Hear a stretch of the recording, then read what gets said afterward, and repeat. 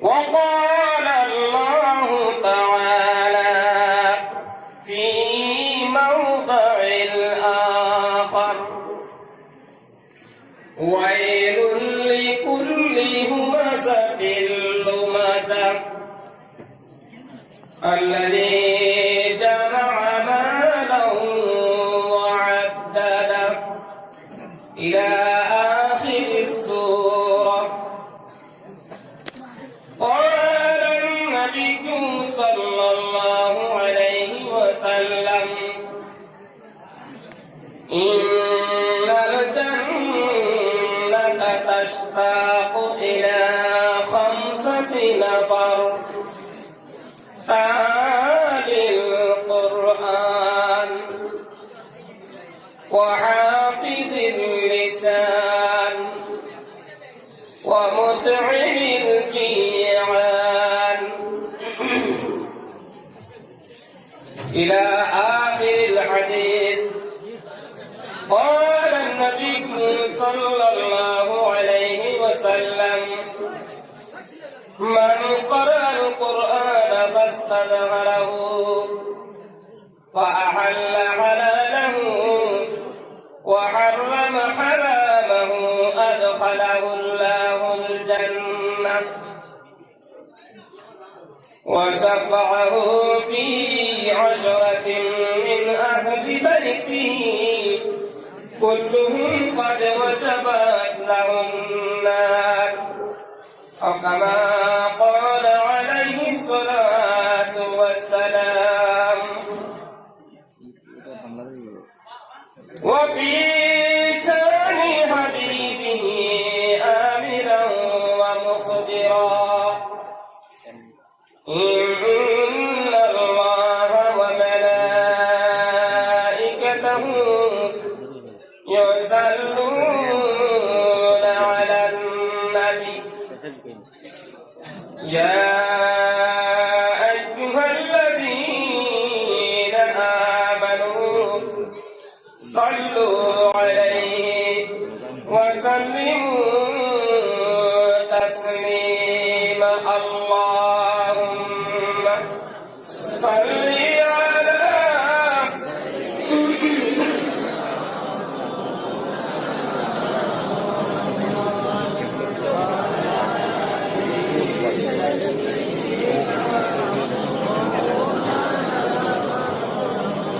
ما صلى جبل قل اللهم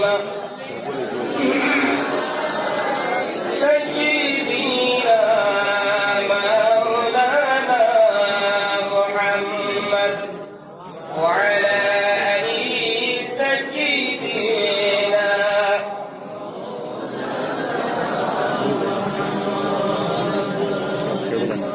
কত দরুদ পড়ি নবীর মনের তৃপ্তি মিটে না, নবীজিকে না দেখাইয়া মওতের চিঠি দিও না। আল্লাহুম্মা সাল্লি আলা সাইয়্যিদিনা মাওলানা মুহাম্মদ ওয়া আলা আলিহি সাইয়্যিদিনা।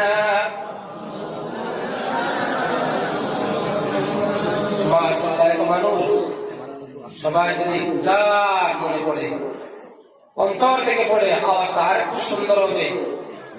সবাই আমরা একসাথে 2-1 মতো পারবো না? ইনশাআল্লাহ দূর পড়ে পারবো।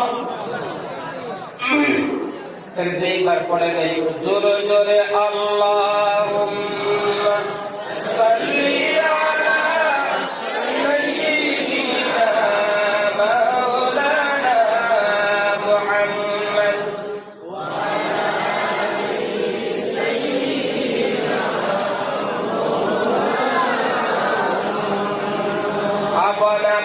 বলো রে মন, কেউ তো আপন তোমার নয়, তুমি যাকে আপন বলো সে তো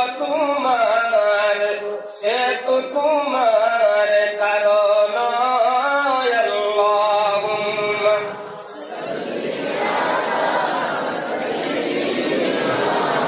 আল্লাহুম্মা মাওলানা মুহাম্মদ ওয়া আলা আলি সাইয়্যিদিনা। একটু জিকির করো লা ইলাহা ইল্লাল্লাহ,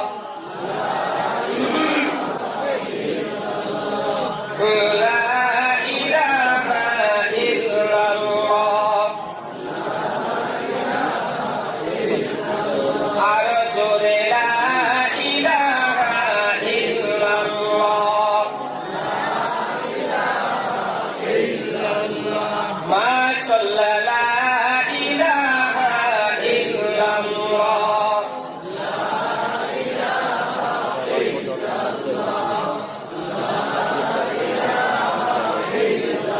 বিলাল বলে এক আল্লাহ, ও মায়া দিল কত জ্বালা।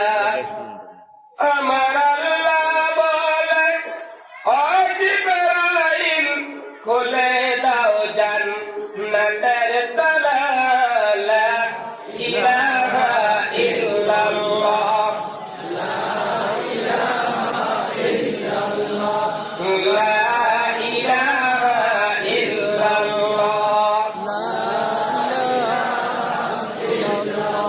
সুবহানাল্লাহ, আলহামদুলিল্লাহ, লা ইলাহা ইল্লাল্লাহ।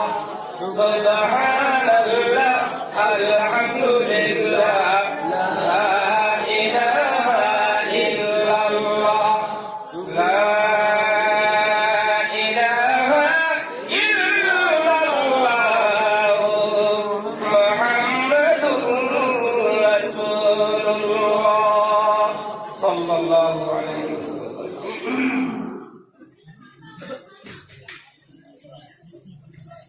জামিয়া আহমদিয়া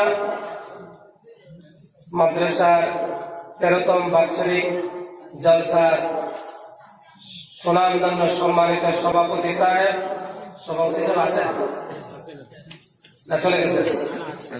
মাশাআল্লাহ, থাকলে ভালো।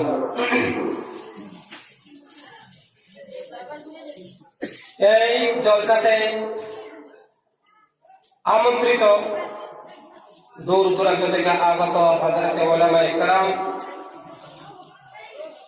বিরাদরানে ইসলাম, এই মাদ্রাসার বিভিন্ন দিক থেকে জলসাতে আগমনকারী নবীন প্রবীণ ভাইয়েরা এবং পর্দার ভেতরে অবস্থানরত সম্মানিত মা ও বোনেরা,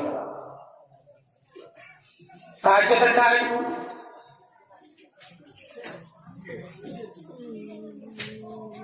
দিন যত ঘনিয়ে আসে, দুনিয়ার বাড়িঘরের দরজা জানালাগুলো বন্ধ করা হয়, আর রাত যত গভীর হয়, আল্লাহ তাআলার আসমানের রহমতের দ্বারগুলো খুলে দেওয়া হয়। জোরে বলেন সুবহানাল্লাহ। আমার একটা বাকু আমার প্রায় মাহফিলে সিরিয়াল মোটামুটি 12টার আগে আসে না।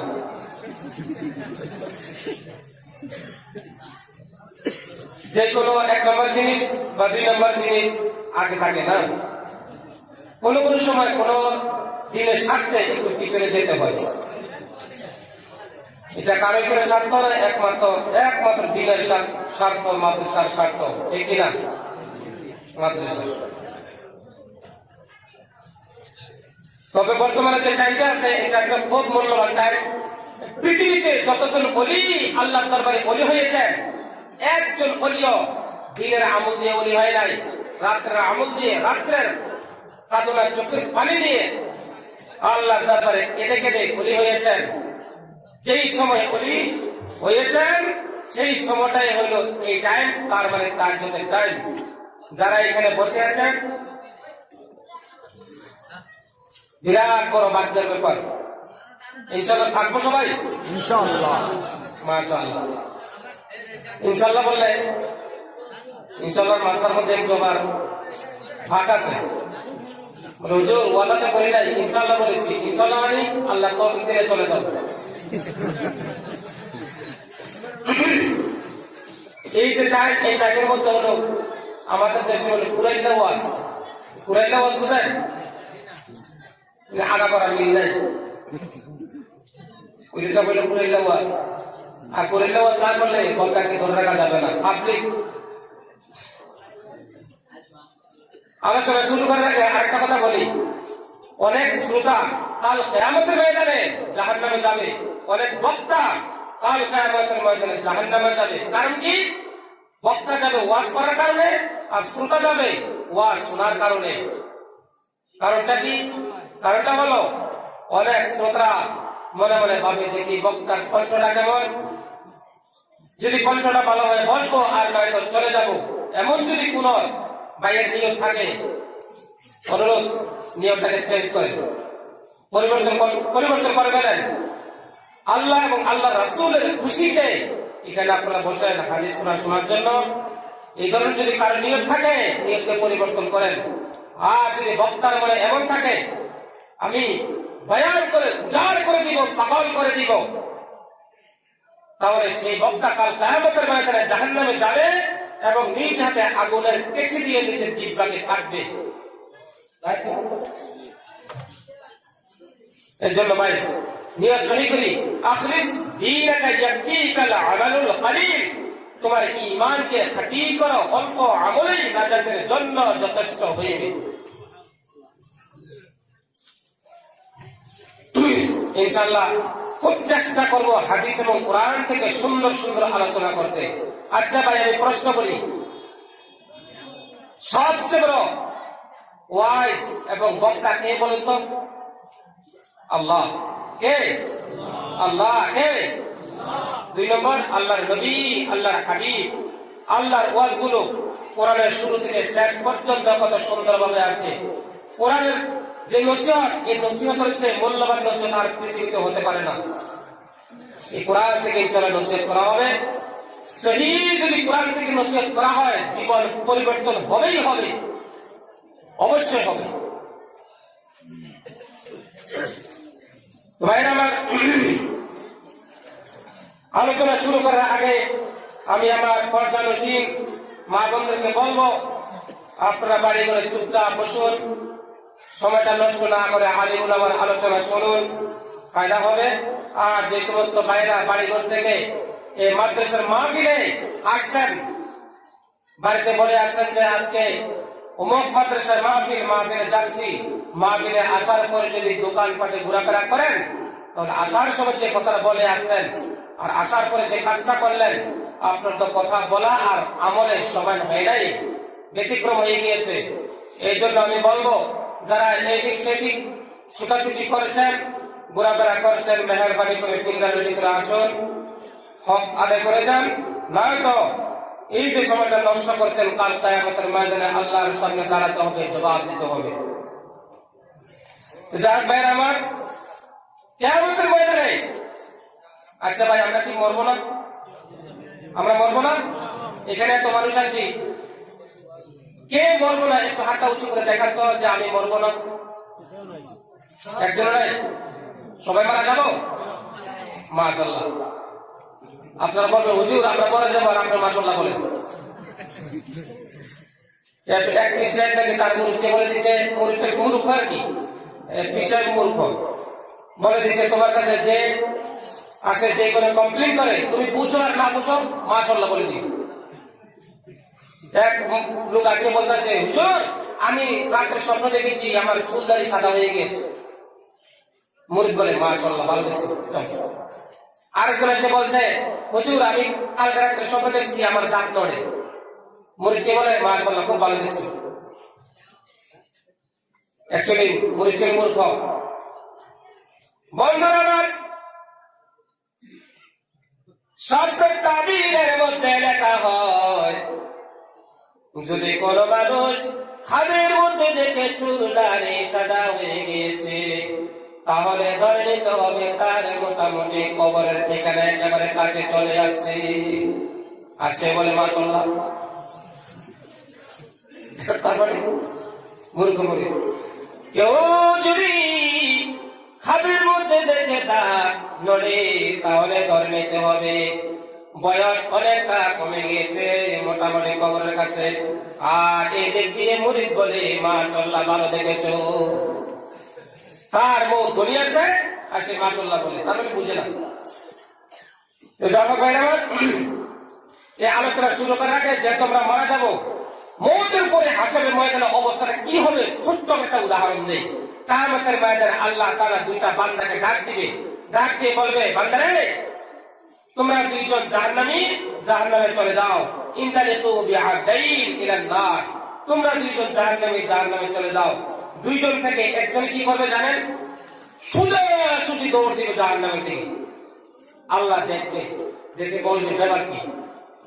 জাহান্নাম শুধু আগুন আর আগুন, জাহান্নামে যাওয়ার জন্য বলছি, সে তো সোজাসুজি দৌড় দিল।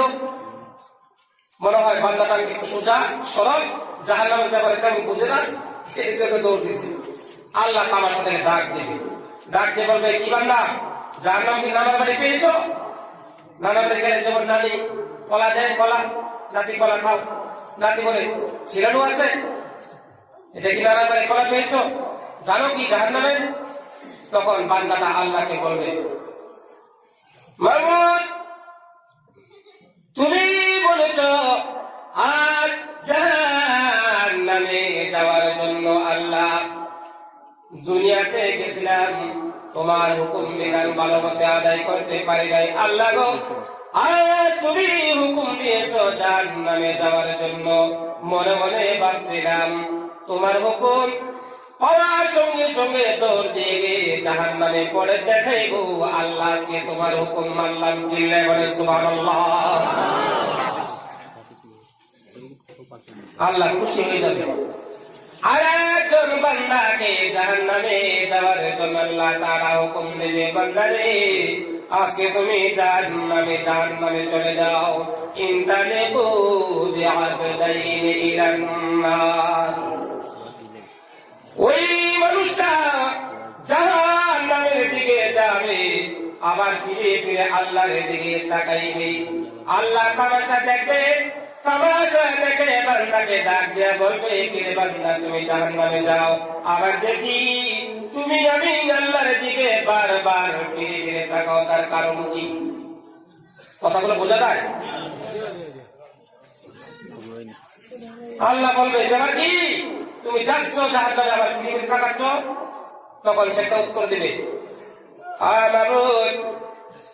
দুনিয়াতে যখন না গিয়েছিলাম আল্লাহ তাআলা তোমার কোরআন শরীফের মধ্যে প্রত্যেকটা সূরার উপরে লেখা আছে বিসমিল্লাহির রহমানির রহিম। মাবুদ বিসমিল্লাহর মধ্যে তুমি রহমান এবং রহিম লেখা আছে, তার মানে তুমি দয়ালু।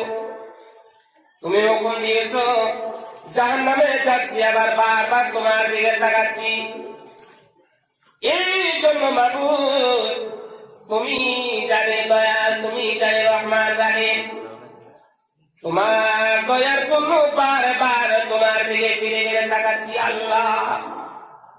আল্লাহ বলবে দুইজনকে ডাক দিয়ে, ইনতালিকু বিআদাইন ইলাল জান্নাহ, যাও রে বন্ধু যাও, দুইজনকে মাফ করে দিলাম, দুইজনে জান্নাতে চলে যাও। চিৎকার দিয়ে বলেন সুবহানাল্লাহ। আলোচনা শুরু করার আগে এটা কেন বলছি জানেন? আর কিয়ামতের ময়দানে অনেক মানুষ একটা সওয়াবের জন্য একা হয়ে যাবে, একটা সওয়াবের জন্য বাবার কাছে যাবে, মার কাছে যাবে, পূর্ণ করার জন্য দিবে না।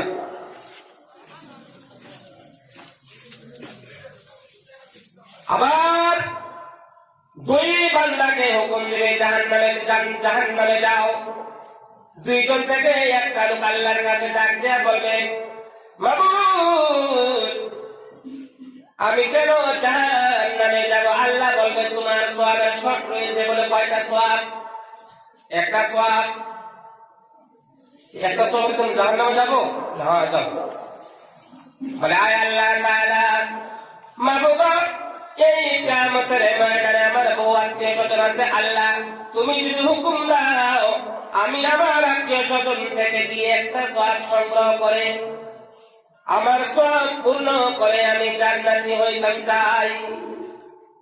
আল্লাহ বলবে যাও দেখি তোমার কোন বাবা নেয়। সেই জাহান্নাম থেকে ফিরে হাসরের ময়দানের দিকে রওনা হবে। রওনা হয়ে গিয়ে দেখবে তার বাবা, বাবা সামনে দাঁড়াবে, দাঁড়িয়ে বাবাকে বলবে, ও বাবা দেখো তো আমাকে চিনলি, আমি না তোমার সন্তান, আমি তোমার ছেলে। ও বাবা আমি একটা সওয়াবের জন্য জাহান্নামে যাই, একটা সওয়াব দিবানি, একটা সওয়াব দিয়ে তুমি আমাকে জান্নাতি করবে নি বাবা।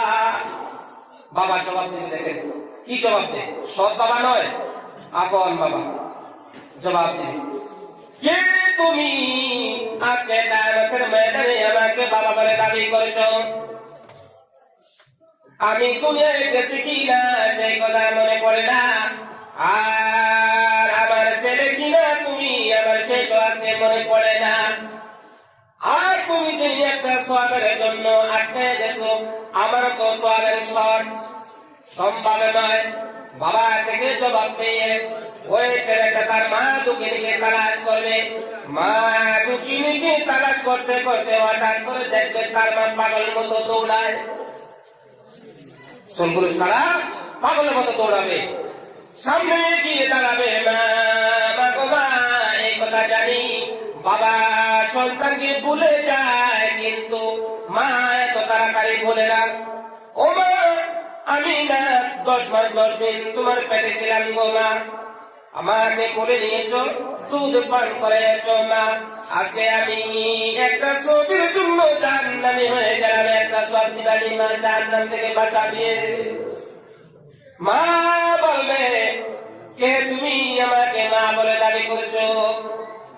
আমি দুনিয়া গেছি সে কথা আজকে আমার ভালো মতো মনে আসতেছে না, আর তুমি যে আমার ছেলে সেই কথা আজকে আমার মনে পড়ে না, আর তুমি যে একটা সওয়াবের জন্য আটকে পড়েছো, আমিও তো সওয়াবের জন্য আটকে পড়েছি, না দেওয়া সম্ভব না, আমি তোমাকে সওয়াব দিতে পারবো না। বন্ধুরা আমার ওই লোকটা বলবে যেখানে বাবার কাছে গেলাম মার কাছে গেলাম একটা সওয়াব দিল না, কিয়ামতের ময়দানে কোন মানুষ আমাকে একটা সওয়াব দিবে না, এর পোড়ামুখটা আর দেখাবো না, এক্ষুনি গিয়ে দৌড় দিয়ে আমি জাহান্নামের মধ্যে পৌঁছে যাব। এইটা মনে মনে ভেবে জাহান্নামের দিকে যাবে। যাইতে যাইতে যখন জাহান্নামের পাশাপাশি চলে যাবে, পিছন থেকে একটা লোকে ডাক দিবে, চোখে পানি কেঁদে কেঁদে জাহান্নামের দিকে যাবে। পিছন থেকে একটা লোকে ডাক দিবে, ডাক দিয়ে বলবে বন্ধু কি হয়েছে তোমার, কাঁদো কেন? দাঁড়াবে না, আবার ডাক দিব, বন্ধু রে একটা কথা বলে যাও তুমি কেন কাঁদো? 2 বার 3 বার ডাকার পরে লোকটা ফিরে বলবে বন্ধু রে এ চোখের পানি মোছানোর জন্য বাবার কাছে গেলাম, মায়ের কাছে গেলাম, আমার বাবা মা যেখানে আমার চোখের পানি মুছতে পারলো না, এটাই আমাদের ময়দানে কেউ পারবে না, এই জন্য আমি দাঁড়াচ্ছি না। কি হয়েছে তোমার বলো? আজ আমি একটা সওয়াবের জন্য জাহান্নামে যাই। একটা সওয়াব কে দিবে? ওই লোকটা তখন বলবে বন্ধু রে আমি দুনিয়াতে গেলাম ভালো আমল করে নাই, আমি বেশিরভাগে গুনাহ কাজ করেছি, কিভাবে জানি আমার আমল নামার মধ্যে একটা গুনাহ চলে আসছে, একটা সওয়াব চলে আসছে, একটা সওয়াব দিয়ে বা আমি কি করব? দুনিয়াতে কোনো মানুষের উপকার করতে পারি নাই, আজকে যাও আমি তোমাকে একটা সওয়াব দিয়ে দিলাম, আজকে তোমাকে সওয়াব দিয়ে চিরদিনের জন্য জান্নাতি করে দিলাম, কিয়ামতের ময়দানে তোমার উপকার করলাম। এই তামাশা আল্লাহ দেখবে, দেখার পরে দুইজনকে ডাক দিবে, আল্লাহ বলবে আজ কঠিন দিন আমার বান্দা হইয়া বান্দাকে যেখানে উপকার করতে পারলা দয়া করতে পারলে আমি আল্লাহ দয়াল, আমি আল্লাহ রহমান রহিম। আমি আল্লাহ দয়াল হইয়া কেন আমি আমার বান্দাকে দয়া করতে পারবো না? ইনতালিকু বিআবদাইনি ইলাল জান্নাহ, যাও রে বান্দা যাও, দুইজনকে মাফ করে দিলাম, দুইজনে জান্নাতে চলে যাও। চিৎকার দিয়ে বলে সুবহানাল্লাহ। উপসংহার হিসাবে বিসমিল্লাহর মধ্যে পেয়েছি, এই জন্য কথাটা বললাম। ভাই কেন বলছি? এই জন্য কিয়ামতের ময়দানে মানুষ একটা সওয়াব, দুইটা সওয়াব, তিনটা সওয়াবের জন্য আটকা পড়ে যাবে। যাক, আমি আপনাদের সম্মুখে দুইটা হাদিস আর একটা সূরার কিছু অংশ আর একটা সূরার একটু আয়াত তিলাওয়াত করছি। আল্লাহ তাআলা যদি তৌফিক দেন, ইনশাআল্লাহ এগুলা থেকে কিছু কথা বলার নিয়ত করেছি।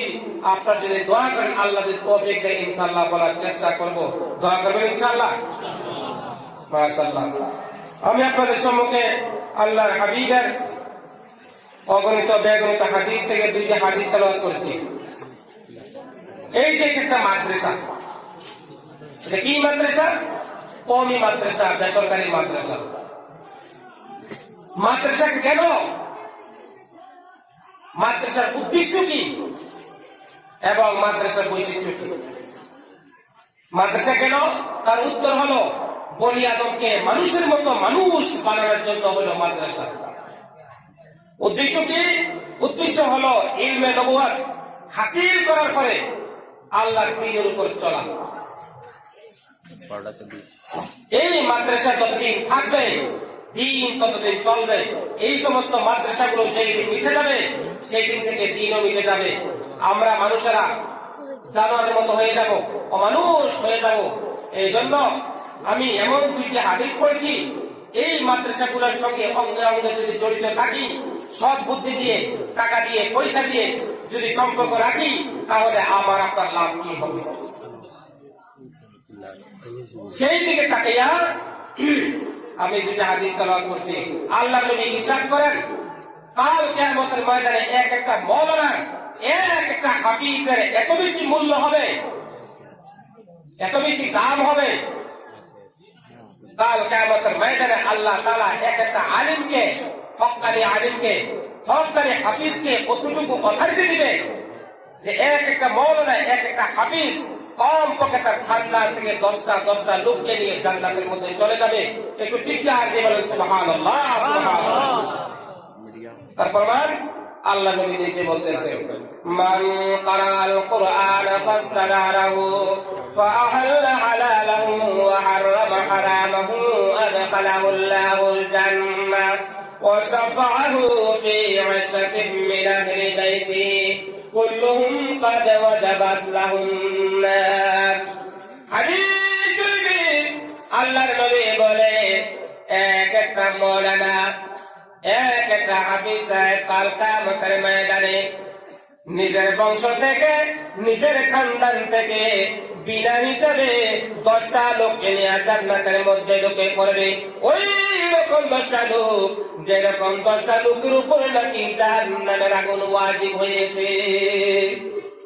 10 জন। এই জন্য ভাই, প্রত্যেকটা মুসলিম ছেলেকে মেয়েকে কোরআন দিয়ে পেটকে ভর্তি করে দিতে হবে। আমি প্রশ্নের উত্তর দিবেন। কোন মানুষ যদি সকালবেলা ঘুম থেকে উঠে কাঁচা পেঁয়াজ খায়, কাঁচা পেঁয়াজ, এরপরে কুরমা, পোলাও, বিরিয়ানি, আরো নিয়ামত খায়, যখন তার ডেকুর আসবে ভিতর থেকে, কিসের গ্রান আসবে বলুন তো? কিসের গ্রান আসবে? পেঁয়াজের। দুই একজনে বুঝেছে, অন্যরা বুঝে নেই। সকালবেলা কাঁচা পেঁয়াজ খালি পেটে খাওয়ার পরে এরপরে কুরমা, পোলাও, বিরিয়ানি, আরো অনেক নিয়ামত খেলাম, যখন আমি ডেকুর দিব, তখন আমার ভিতর থেকে কিসের গ্রান আসবে? পেঁয়াজের গ্রান আসবে। বন্ধুরা আমার, তার মানে হলো প্রত্যেকটা মুসলিম ছেলেমেয়েকে কচি বয়সে, ছোট বয়সে সকালবেলা কোরআন দিয়ে পেটটাকে ভর্তি করে দাও, কোরআন দিয়ে ভর্তি করে দাও। এরপরে যদি সে ডক্টর হয়, মাস্টার হয়, ইঞ্জিনিয়ার হয়, আরো যা কিছু হয়, দুনিয়ার যত বড় শিক্ষিত হয়, কোন ব্যাপারে যদি কোনো কথাবার্তা হয়, সে কোনদিন কোরআনের বিরুদ্ধে কথা বলবে না বাবা। সে যখন কথা বলবে তার ভিতর থেকে কোরআন শরীফের গান আসবে, চিল্লে বলেন সুবহানাল্লাহ। কোরআনের গান আসবে। আবার অনেক মানুষ পরে কি মুক্ত ছেলে মেয়ে পাঠায় না, কোরআন শিক্ষা দেয় না, শুধু ডক্টর বানায়, জেনারেল শিক্ষা দেয়। এইভাবে অনেক ছেলে মেয়ে জেনারেল শিখে শিখে কোরআনের বিরুদ্ধে মন্তব্য করা শুরু করে দেয়। করে না ভাই? করে না? অনেকে করে। অনেক মেয়েরা বলতে আমি শুনেছি যে পর্দা করাটা আল্লাহর যে পর্দার ব্যাপারে বলেছে বলাটা ঠিক হয় না। আমি শুনেছি, আমার সঙ্গে তর্ক হয়েছে। ওই তার মানে কি? তার মানে তার মা বাবায় ছোটকালে তাকে কোরআন শিক্ষা দেয় নাই, কোরআন শিক্ষা দেয় নাই, তাকে শিক্ষা দিয়েছে ইংরেজি, বাংলা, আর অন্য কিছু যা আছে বিজ্ঞান, এসে শিক্ষা দিয়েছে, কোরআনটা শিক্ষা দেয় নাই। যদি সত্যকারে কোরআন শিক্ষা দিত কোনদিন তার মুখে এই বক্তব্য আসতো না। এই জন্য বলা হয় এক একটা মৌলানা, এক একটা হাফিজ কাল কিয়ামতের ময়দানে নিজের বংশ থেকে 10টা লোক কিনে জান্নাতে চলে যাবে। আল্লাহ বলবেন, হাফিজ, হাফিজ রে যাও, আজকে তোমাকে জান্নাত দিলাম, জান্নাতে চলে যাও। ও মৌলানা, মৌলানা তুমি আজকে জান্নাতে চলে যাও। মৌলানাকে হাফিজ সাহেবকে হুকুম দেওয়া হবে, মৌলানা থমকে দাঁড়াবে, হাফিজ সাহেব তো থমকে দাঁড়াবে। তার মনে পড়বে আল্লাহ নবী 10 জনের কথা বলছে, যাবে না একা। ওই হাফিজ মৌলানা দাঁড়ে আল্লাহর কাছে ফরিয়াদ করবে, তোমার নবী বলেছি এক একটা মৌলানা, এক একটা হাফিজ নাকি 10 জন লোককে জান্নাতে নিতে পারবে। বলে হ্যাঁ, তুমি কাকে নিতে চাও? হাফিজ বলবে, বাবু গো, আমার বাবা কোথায়? আমার বাবা কই? আল্লাহ বলে, যাও তোমার বাবাকে দিলাম। হাফিজ বলবে, বাবু আমার মা কোথায়? আল্লাহ বলবে, যাও তোমার মাকে দিলাম। আমার দাদা কই? আল্লাহ বলবে, যাও তোমার দাদাকে দিলাম। মা দাদি কই? আল্লাহ বলবে, যা রে মৌলানা, যাও তোমার দাদিকে দিলাম। কজন হলো? কজন? গল্প বলছি না, হাদিস থেকে বলছি। অনেকে তো মনে করে মাদ্রাসা ছাত্রদেরকে দেওয়া খাওয়ানো মনে হয় বেকার, আলিম উলামাকে দেওয়া বেকার। না, কত উন্নত কাজ। এক মৌলানার চেহারা দিকে তাকাইয়া থাকলে আল্লাহ সগীরা গুনাহ মাফ করে দেয়। জোরে বলেন সুবহানাল্লাহ। একজন চেয়ারম্যানের চেহারাতে তাকাইলে, চেয়ারম্যানের চেহারার দিকে তাকাইলে গুনাহ মাফ হয় না? হুজুর প্রশ্ন করতে পারো, মৌলানা মানুষ, চেয়ারম্যানও মানুষ, চেয়ারম্যানের চেহারার দিকে তাকাইলে গুনাহ মাফ হয় না, কিন্তু আলিম উলামার চেহারার দিকে তাকাইয়া থাকলে আল্লাহ সগীরা গুনাহ মাফ করে দেয়। তার কারণ কি? এজন্য রে ভাই, এক একটা হাফিজ এবং মৌলানার সিনার মধ্যে আল্লাহ তাআলার 30 পারা কোরআনের ইলম আছে। এই জন্য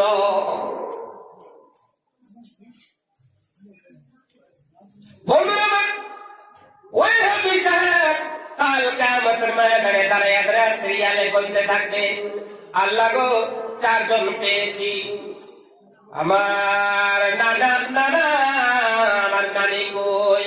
আল্লাহ বলবে, যাও দিলাম 6 জন। শ্বশুর কোথায়? আমার শাশুড়ি কোথায়? এক একটা আলিমের, এক একটা হাফিজের শ্বশুর জান্নাতি, শাশুড়ি জান্নাতি। চিৎকার দিয়ে বলে সুবহানাল্লাহ। নারে তাকবীর, নারে তাকবীর।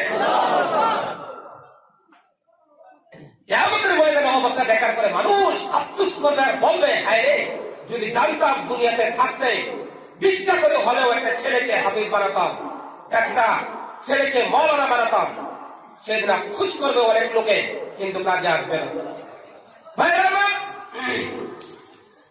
অনেক মানুষ হাফিজ সাহেবের কাছে মেয়েকে বিবাহ দিতে চায় না, মৌলানার কাছে মেয়েকে বিবাহ দিতে চায় না, ঠিক কিনা বলুন? মৌলানার বেতন কম, হাফিজ সাহেবের বেতন কম।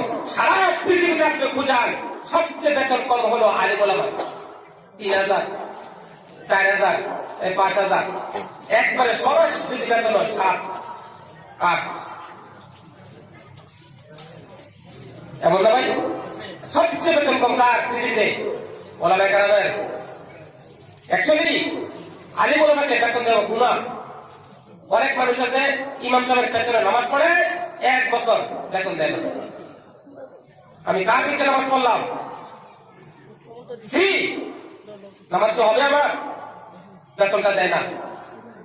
হাদিস শরীফে আল্লাহ নবী বলে, তোমার বাড়িতে কেউ যখন পরিশ্রম করার পরে যে ঘাম বের হয়, ঘাম, এই ঘাম শুকানোর আগে আগে তার পরিশ্রমের শ্রমটা দিয়ে দাও। একবার হযরত উমর রাদিয়াল্লাহু তাআলা আনহুর দরবারে যখন উনি খলিফাতুল মুসলিমিন ছিলেন, উমর, বাবারে বাবা, যে উমরের নাম শয়তানে শুনলে অনেক দূরে দিয়ে যেত। সেই উমর খলিফাতুল মুসলিমিন, ওনার দরবারে এক মালিক গেছে, মালিক তার কর্মচারীর বিরুদ্ধে বিচার নিয়ে। হুজুর, এই ছেলেটা আমার দোকানের কর্মচারী ছিল,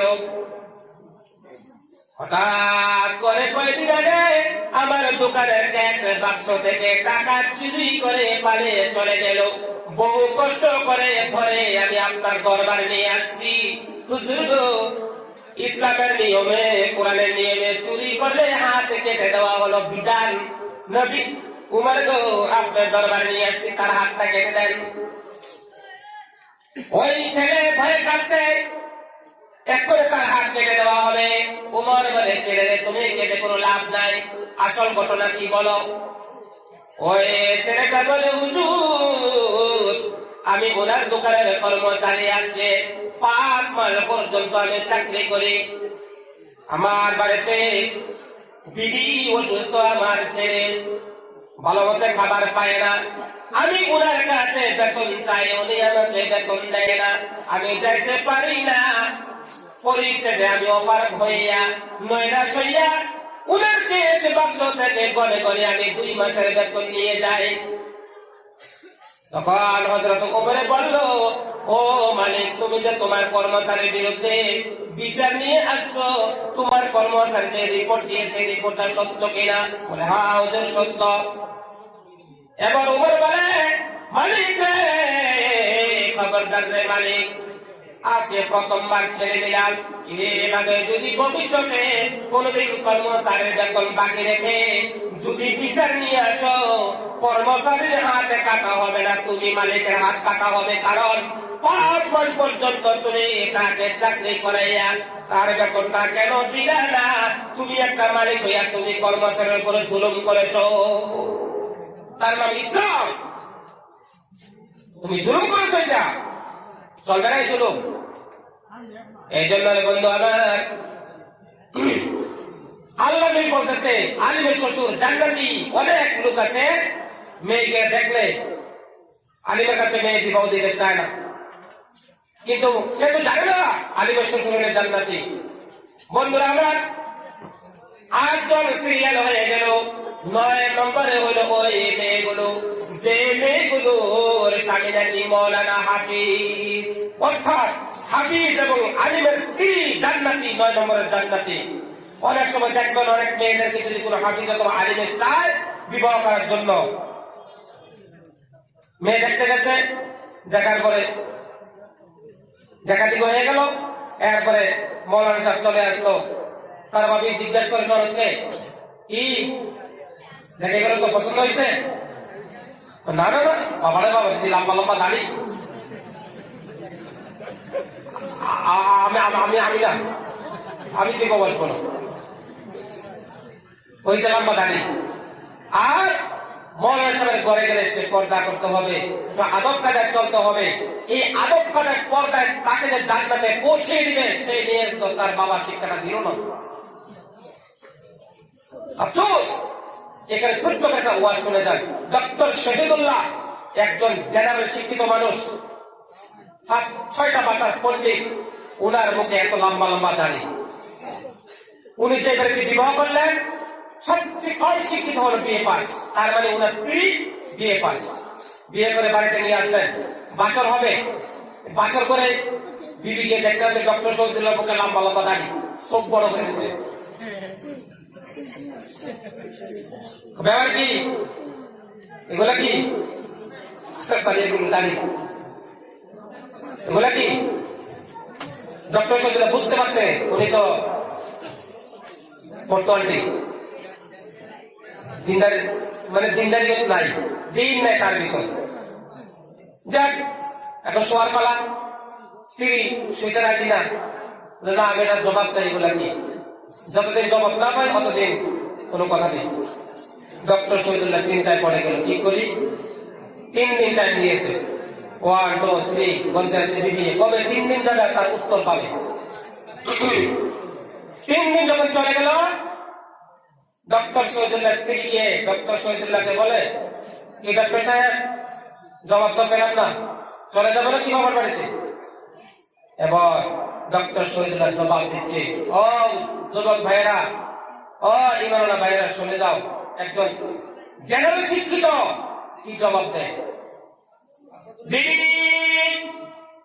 তুমি আমাকে আমার ঘরে নতুন বধূ হয়ে আসি আমাকে কষ্ট করেছে, এগুলা কি? বিবি রে, আমি চিন্তা করতেছি তুমি সুন্দরী বিবির মন খুশি করব নাকি আমি আমার নবীর মনকে খুশি করব?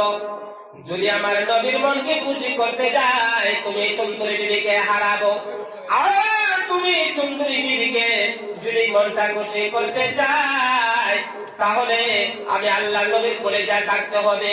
আমি এখন ভাবতেছি আমি কোনটা করব।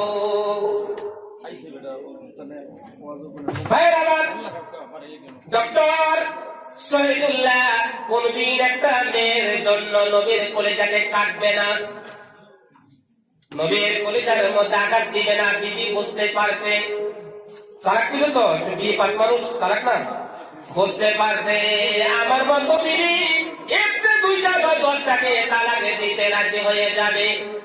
তবে কোনদিন ডক্টর শহীদুল্লাহ আল্লাহ নবীর কলেজার মধ্যে কষ্ট দিবে না, এটা বুঝতে পেরেছে। বুঝতে পেরে দৌড়াইয়া যায় ডক্টর শহীদুল্লাহর হাতে পায়ে ধরছে, স্বামী স্বামী রে, আমার ভুল হয়ে গেছে, এই যে গাড়ি কাটলে নবীর কলেজা কাটা হয় এটা আমি জানি না। আমার মা বাবা আমাকে কোনোদিন এই শিক্ষা দেয় নাই, এই শিক্ষা কোনোদিন পাই নাই। বিবির আমি ভুল করে দিয়েছি, মেহরবানি করে আমাকে আপনি মাফ করে দেন। কথা দিলাম যতদিন আপনার ঘরের বিবি হইয়া থাকবো আর কোনোদিন এ দাড়ির ব্যাপারে প্রশ্ন করবো না। চিল্লে বলেন সুবহানাল্লাহ। আরে করে নাই, সরকারি উচ্চ পদের চাকরিওয়ালা করে নাই, বর্তমানে মানুষ, সে বিয়ে করেছে একটা আল্লাহর ওলির বাড়িতে, ওলির মেয়েকে বিয়ে করে নিয়ে আসে। তার স্ত্রীকে তার বন্ধু বান্ধব দেখতে আসবে, সে করছে কি বাড়িতে আসিয়া এইভাবে কোর কেচে নিয়ে দাড়ি কাটা স্টার্ট করছে। বিবি দেখছে জানালা পাক দিয়ে, দেখে বলতে, হোক এগুলা কি আপনি দেখতেছি প্ল্যান করতেছেন তো করে নেবে? বলে চুপ, তুমি নতুন ঘরে বসে থাকো, তুমি এগুলো নিয়ে না কলা করো। আমার কথাগুলো বুঝতে পারতেছেন আপনারা? মুশকিল তো, আপনারা তো সিলেটি মানুষ, অবাই আমরা তো বলি এদিক সেদিক, আমরা কুমিল্লার ভাষায় কথা বলি, একটু বুঝাইতে কষ্ট হয়। এই কুমিল্লা এক লোক আর সিলেটি এক লোক, দুইজনে বন্ধুত্ব করছে। তো সিলেটি লোকটা একটু চোখে কম দেখে আর কি, এক বন্ধু আরেক বন্ধুকে দাওয়াত করছে। সিলেটি বন্ধু কুমিল্লার বন্ধুকে দাওয়াত করছে, বন্ধু আমার বাড়িতে আসো। আসছে, বেড়ে গেল। এরপরে কুমিল্লার বন্ধুকে দাওয়াত করল, কুমিল্লার বন্ধু সিলেটের বন্ধুকে দাওয়াত করলো, আমার বাড়িতে আসো। গেল, যাওয়ার পরে বন্ধু কি খাইবা, তোমার জন্য কি আনবো? বলে সাদা মিষ্টি নিয়ে আসি তোমার জন্য। কুমিল্লার বন্ধু বলছে সিলেটি বন্ধুকে, সিলেটি বন্ধু চোখে দেখে না, কুমিল্লার বন্ধু বলছে তোমার জন্য সাদা মিষ্টি নিয়ে আসি। সিলেটি বন্ধু বলে, সাদা কি জিনিস? সাদা কি জিনিস? সাদা কোন তাকে চিনিতেছে, সাদা তুমি চিনো না? বলে না, সাদা হলো ওই যে জলাশয়ের মধ্যে থাকে বক, বকের মতো সাদা, বকের মতো সাদা। সে তো বক দেখে নেন, বকের মতো সাদা। বকের মতো সাদা কিভাবে বুঝায়? যে কোনো ভাবে বকেরটা নিয়ে আসছে, ওই দেখো এই হইল বক, এই বকের মতো সাদা। বকের এখন মাথা থেকে ধরে এইভাবে হাতাইতে হাতাইতে মোটামুটি একবারে 5 পর্যন্ত গেছে, দেখতেছে 13-14 পাকা। ওইটা কি সাদা পাহাড়, এই সাদা। বলে বাবারা বাবা বাপ চাই, এই সাদা আমি খাবো না। আমার গলা কোন দিকে আটকাইবে, না যাবে উপরে না যাবে নিচে, আমি পরে মারা দেবো, আমার সাদা খাওয়ার কাম না। এরপরে যখন স্মৃতি বন্ধুর বাড়িতে আসে, কুমিল্লার বন্ধু, বন্ধু কোন গু খাইতেন? কুমিল্লার বন্ধু বলে কি, আমি এরপরে নাস্তা বেড়াইতে বলে আমাকে গু খাইতাম না। বন্ধু কইতেছি সাদা গু খাইতেন না কালা গু খাইতেন? আরে কয় কি না, আমি সাদা গু খাইতাম না কালা গু খাইতাম না।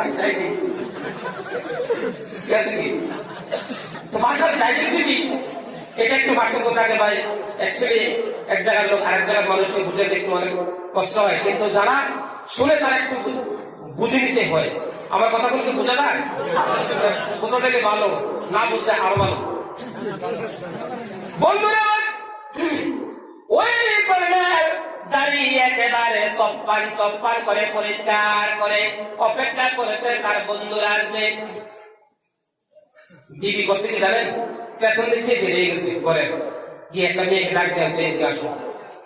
সাবানের মতো আর একটা ব্লেড আনো, সাবান ব্লেড আনে মাথার মধ্যে দিয়ে বললাম মাথার কামাই যত একটা নতুন বউ মাথা কামাই দিচ্ছে। মাথা কামাই সুন্দর করে লাম্পা ঘুমটা দিয়ে পালঙ্কে বসে আছে। বন্ধুরা আসছে, দেখছে কাপড় উঠাইতে চায়, উঠাইতে দেয় না। যাক রাত্রে শুনে গেছে, তো তার যে অফিসটা করিডোরের অফিসটা কিন্তু ওই দিন আসে নাই, ছোটখাটো বন্ধুরা আসছে। যখন নাকি রাত্রে শুনতে গেছে, এরপরে যখন মাথা কাপড় পড়ে গেছে, ধার ধার লাগতেছে। কি রে তোমার মাথায় কি করাত নাকি? কি হয়েছে? ধার ধার লাগেছে।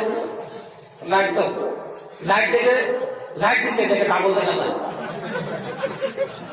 পুরা চার হয়ে গেছে। মাথা কামাইছে তো কামাইছে, আরো তেল দিয়ে দিচ্ছে। মাথা কামানোর পর যদি তেল দিয়ে দেয়, লাইট আপনার চেহারা পুরো দেখা যাবে, ঠিক না? আরে বিবি তুমি কি করলা? আমার স্টাফ অফিস স্টাফ এখন আসে নাই, তোমাকে দেখতে আসবে, আমি বিয়ে করছি, তুমি কি করলা? বিবি বলে চল সর্দার, তোমার গাড়ি করছো তোমার অধিকার, আমি চুল কামাইছি আমার অধিকার। কেন জানে? সৎসঙ্গ স্বর্গবাস, অসৎসঙ্গ সর্বনাশ। কর্নেল বদ্দিন লোক, সে বিয়ে করেছে আল্লাহর কলির মেয়ে। আল্লাহর কলির মেয়ে কিভাবে শিক্ষা দিচ্ছে দেখেন। একবার কর্নেল করলো কি, বিবিরে তার হাত দিছি, বিবি বুঝেছি বুঝেছি, বিবি তুমি আমাকে এভাবে তরবেরে বললে আমাকে মানাইতে পারবে না, এই জন্য তুমি তোমার মাথা কামাইয়া তোমার অধিকার আদায় করলারে বিবি। ও বিবি বুঝতে পেরেছি, কথা দিলাম রে বিবি, তুমি আমার ঘরে যতদিন স্ত্রী হয়ে থাকবা, কথা দিলাম আমি কোনদিন মুখের দাড়িকার কাটবো না। কেন? আল্লাহ রাব্বুল আলামিন পুরুষের চেহারাকে সুন্দর করেছেন লম্বা লম্বা দাড়ি দিয়ে, আর মহিলার চেহারাকে সুন্দর করেছেন লম্বা লম্বা চুল দিয়ে। ঠিক না? ঠিক না ভাই? যারা দাড়ি রাখেন নাই বড় কষ্ট নেবেন না প্লিজ। যারা দাড়ি কাটেন 24 ঘন্টায় হারামের গুনার মধ্যে লিপ্ত। এই অবস্থা যদি মারা যায়, হাজার আমল থাকলেও আল্লাহর নবী কুদরতি ভাবে যখন আপনার কবরে আসবে, আপনার চেহারাটাকে দেখার সাথে সাথে নবীর চেহারাকে দেখে ফেলবেন, আমার উম্মতের না, আমার উম্মত আছে। এই জন্য ভাই এই আশা দুনিয়ার সুন্দর দেখে এই আশার ফাতেমা উড়ে কোনো লাভ নাই। একটু আমরা আমল করি ভাই, আমলে আসি, দাড়িটা রাখি সুন্দর মতে। দাড়ি কাটলে আল্লাহ নবী বলছে কি, যে ব্যক্তি দাড়ি কাটে সে যেন আমার কলিজা কাটে। হাদিস শরীফে আল্লাহর নবী বলে, যারা নাকি দাড়ি কাটে, দাড়িকে বিরক্ত মনে করে, সঙ্গে সঙ্গে ইমানি দপ্তর থেকে নামটাকে কেটে দেওয়া হয়। তওবা করতে হবে, কালিমা পড়তে হবে। কেন? দাড়ি রাখা ওয়াজিব, ওয়াজিব নফসের সুন্নাত, কিন্তু রাখাটা ওয়াজিব। এই জন্য ভাই দাঁড়িয়ে রাখতে হবে। একটা মুমিন মানুষকে দেখা করে চিনা যায় না, সে মুসলমান না হিন্দু বোঝা যায় না। এই জন্য ভাই সাইনবোর্ড এটা লাগাইতে হবে। ইনশাআল্লাহ আমরা সবাই দাঁড়িয়ে রাখবো ইনশাআল্লাহ। মাশাআল্লাহ, দাঁড়িয়ে রাখবেন, মনে কষ্ট নেবেন না। আমরা মুসলমান, কয়দিন থাকবো দুনিয়া? জান্নাতে তো আল্লাহ তাআলা সবকিছু রেখে দিয়েছেন। কি লাগে আপনার? জান্নাতে কমপক্ষে আপনি বলপুরুষ স্ত্রী পাবেন। কেমন জানেন? 6.5 হাত লম্বা, বডি 7 হাত, চুলের ফিগার হবে একেবারে গোড়ালি পর্যন্ত, দাঁত এত সুন্দর হবে জান্নাতি নারীদের, আপনার পুরো দেহটা দেখতে পাবেন। বাহাত্তর পল্লা কাপড় পরবে, যখন হাতটা এইভাবে করবে তার মগজগুলো নিচের দিকে যাবে, আপনি দেখতে পাবেন। চেহারা বদলের বাজার হবে জান্নাতের মধ্যে। এরপরে আল্লাহ তাআলা সেখানে আপনাকে মদ, শরাব, ফল, ফ্রুট, বিভিন্ন নিয়ামত দিয়ে আপনাকে আল্লাহ তাআলা আল্লাহর হুরদেরকে দিয়ে, সুন্দর সুন্দর কিশোরদেরকে দিয়ে আপনাকে পরিবেশন করাবে, খাওয়াবে জান্নাতে। আল্লাহ তাআলা দুনিয়ার যে মদ খায়, মদ খাওয়ার পরে মানুষের মাতাল করে, মদ খেয়ে এসে রেতের বাড়িতে যাইতে পারে না, মদ খেয়ে রওনা দেয়, নিজে নিজে কথা বলে। রাস্তার মাঝখানে যদি গাছ থাকে, গাছ সাইডে, গাছকে বলে গাছ, ও গাছ তুই রাস্তার সাইডে থাকস, আজকে তুই মাঝখানে চলে আসছিস, তার একটু পিছন দিয়ে আসছে, আসে দেখতেছে লোক একজন, সে বলে কি ব্যাপার কি, লোক দেখি একজন, সে কথা বলে কার সঙ্গে, কাছাকাছি গেছে, গিয়ে দেখতেছে সে মাত্তা মদ খাইয়া হুশ নাই, বাড়ি ঘর চিনতেছে না, রাস্তা চিনে না।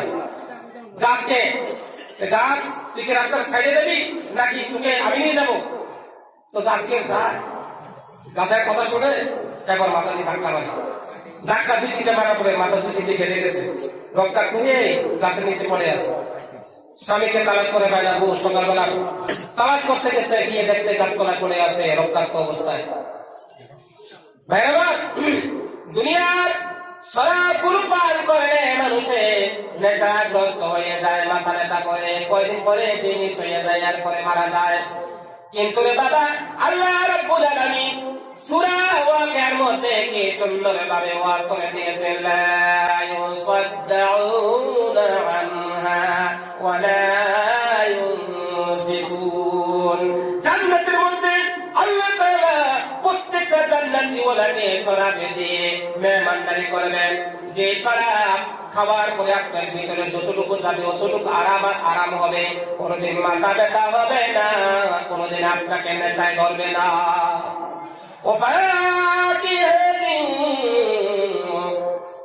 এইভাবে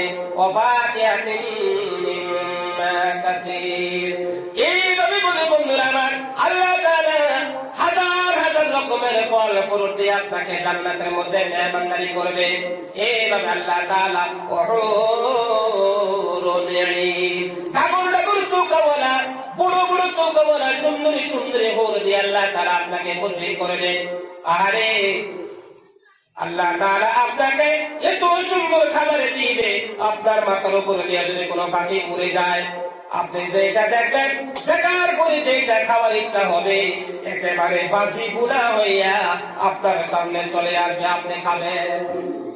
জান্নাতে পেশাব করে লাগবে না, পায়খানা করে লাগবে না, খাওয়ার পরে একবারে খাইতে খাইতে আপনি গলা পর্যন্ত খাবেন, একটা ঢেকুর দিবেন, সবগুলা হজম হয়ে যাবে, আপনার সেখানে পেশাব পায়খানা জরুরত নাই, করা লাগবে না। আর আপনাকে আল্লাহ তাআলা এত সুন্দর সুন্দর থাকার জন্য বুঝে দিবে, অপরসিম অপরসিম মারফুআ, উঁচু উঁচু বুঝি দেখবে থাকার জন্য।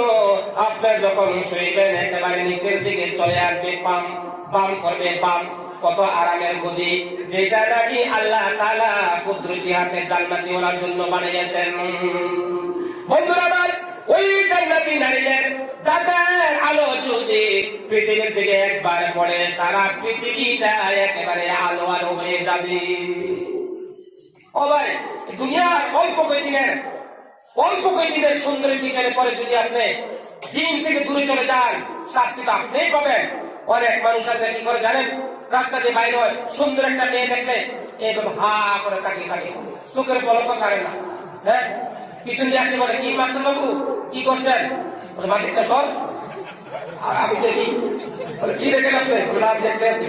ড্রাইভার গাড়ি চালায়, হঠাৎ করে দেখতেছে একটা ইউনিভার্সিটির ছাত্রী দেখতেছে কি সুন্দর গাড়ি চালাই দিকে, আর এবার বড় বড় চোখ করে তাকিয়ে আছে। পিছন দিয়ে প্যাসেঞ্জারে বলে, কি ড্রাইভার সাহেব, গাড়িতে চলে যাচ্ছে গাতায়, বলে চলে যাক, গাতা বাড়াই দিব, তো সাওয়া বন্ধ করবো না।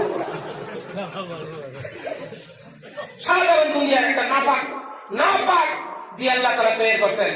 কাইফা তাকফুরুনা বিল্লাহি ওয়া কুনতুম আমওয়াতান ওয়া আহইয়াকুম সুম্মা ইউমীতুকুম সুম্মা ইউহয়ীকুম সুম্মা ইলাইহি তুরজাউন। কিভাবে তোমরা আল্লাহকে অস্বীকার করো? তোমরা ছিলে মৃত্যু থেকে তোমাদেরকে জীবিত করা হয়েছে, এরপর আবারও তোমাদেরকে আল্লাহ তাআলা মৃত্যুবরণ করাবে, মৃত্যু থেকে আবারও জিন্দা করবে, জিন্দা করে তোমাদেরকে হাসরের ময়দানে দেবে হিসাব নেওয়ার জন্য। এখানে দুইবার শব্দ আছে মৃত, দুইবার আছে জীবিত। প্রথম যে মৃত শব্দ আছে এটা হলো আপনার আমার একেবারে অস্তিত্ব ছিল না, একেবারে কোনো অস্তিত্ব ছিল না। অর্ধেক ছিলাম নানা বাড়ি, অর্ধেক ছিলাম দাদার বাড়ি, দাদা থেকে নানা থেকে আমার মা বাবা দুইজনকে হালাল করা হয়েছে। দুইজনের নাপাক থেকে আল্লাহ তাআলা আমাকে অস্তিত্বহীন থেকে অস্তিত্বের মধ্যে এনে দিয়েছে, এক ফোঁটা নাপাক থেকে। আমি কি নিয়ে গর্ব করি, কি নিয়ে আমি গৌরব করি, অহংকার করি? আমি তো একটা নাপাক ফোঁটা থেকে তৈরি হয়েছি, আল্লাহ তাআলা তৈরি করেছে। এরপরে 60 বছর 70 বছর হায়াত দিবে, 40 বছর হায়াত দিবে, এরপরে মৌত হবে, আবার মৌতের পরে জিন্দা হবে, জিন্দা হওয়ার পরে হাসরের ময়দানে আপনাকে আমাকে নিয়ে যাবে, সেইখানে আপনার আমার হায়াতের হিসাব আল্লাহ তাআলা দিবে। এই জন্য বাবা বলছি, একটু আমরা সাবধান হই, গাড়িটা রাখি। এক বাবা 3 ছেলে ছিল, 3 ছেলে থেকে বড় ছেলে বাবাকে বলছে, বাবা আমি বিবাহ করবো, তো মেয়ে দেখছো নাকি? বলে হ্যাঁ মেয়ে দেখছি। এখন তো ছেলেরা আগে মেয়েদের চিন্তা করে লাগে, বাবার দেখা লাগে না, ঠিক না? মাও দেখা লাগে না। বাবাকে বলে, বাবা আমি মেয়ে দেখে চিন্তা করে রাখছি। বলে তাহলে তোমার বাড়ি থেকে বলো না, গিয়ে তোমার বউজো হবে তাকে দেখে আসতে। এরপরে মেজো ভাইকে পাঠাইলো বউ দেখার জন্য। সুন্দর মেয়েটা, মেয়ে দেখে বাড়িতে আসে, বলে বাবা এই মেয়েটা আমি বিবাহ করবো, আমার ভাইকে না। বাবা চুপচাপ। ছোট ভাইকে বলতেছে, আমার ছোট ছেলে কোথায় রে? বলে ও তো আছি, যাও তো তোমার বড় ভাই বিয়ে করবো, মেয়েটা তুমি দেখে আসো। ছোট ভাই গেছে, ছোট ভাই দেখে আসে, বাবাকে বলতেছে, বাবা মেয়েটা আমি বিবাহ করবো। এরপরে বাবা বলতেছে, ঠিক আছে তোমরা দেখছো, আমি একটু দেখে আসি।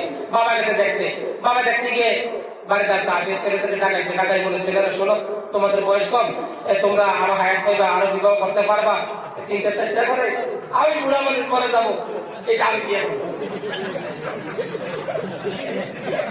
এটা আমি করবো বিয়া। বড় ছেলে কি বাবা কি পাগল হয়ে গেল নাকি? সুন্দরের পিছনে মানুষ কত পাগল, বাবা পর্যন্ত গেছে না। এখানে একটা মাসলা বলি ভাই, আমরা যে মেয়ে দেখতে চাই, কোন পুরুষের জন্য হালাল নয় মেয়ে দেখা। যেই ছেলে বিবাহ করবে একমাত্র সেই ছেলে মেয়ে দেখবে, শুধু বিবাহের নিয়তে তার জন্য হালাল দেখাটা। মেয়েও দেখবে ছেলে, ছেলেও মেয়ে দেখবে। মেয়েদেরকে ফুল অথরিটি দিয়েছে ইসলাম। বিবাহের আগে তুমি যে ছেলের কাছে বিবাহ বসবে, এই ছেলেকে ফুল তুমি দেখে নাও, অথরিটি দিয়েছে ইসলাম, অধিকার দিয়েছে। ছেলেও দেখবে, কিন্তু ছেলের পক্ষে আর কোন পুরুষ, এমনকি বাবা, এমনকি ভাই, কারোর জন্য ইজাজত নেই মেয়েকে গিয়ে দেখার।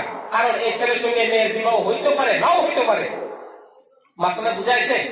আমরা করি কি, ভাইকে বিবাহ করাবো, বন্ধু, ভাইয়ের বন্ধু, ছোট ভাই, বড় ভাই, এভাবে চাচা, জ্যাঠা, মামা, গ্রামের আরো কিছু সরকার মাতব্বর নিয়ে বাস মেয়ে দেখতে যায়। হ্যাঁ, কি পাগল না? এটা কেন করে? এটা ভাই বিশাল গুনাহ। যারা গিয়েছেন তওবা করবেন, আর কোনোদিন যাবেন না। তো যাক, বাবা পর্যন্ত গেল। এরপরে বলে মেম্বার সাহেবের কাছে গেছে, দেখছেন আমি বিবাহ করতে চেয়েছি, এখন ভাইয়া করবো, বাবা বলে মেয়ে বিয়ে করবো, আমি কোনটা করবো? পরে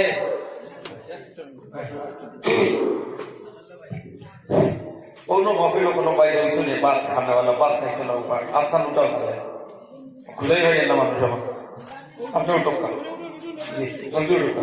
আর কোন ভাই আছে আপনার উঠাও, আপনি ধরম করবো না। আর কোন ভাই রয়েছ যারা বাদ খান নাই তারা ওয়াজ দেবেন জি।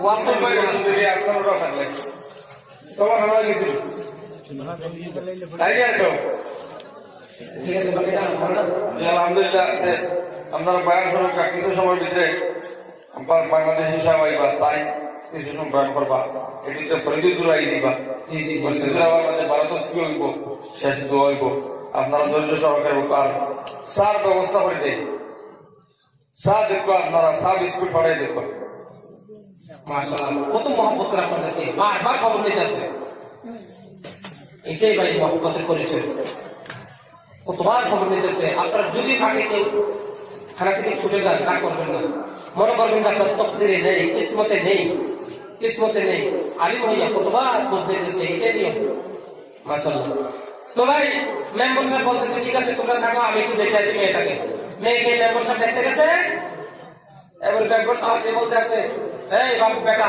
এদিকে আসো না মেয়েটা তোমরা বিবাহ করো না আমি মেম্বার আমি দামি মানুষ আমি এটা বিয়ে করবো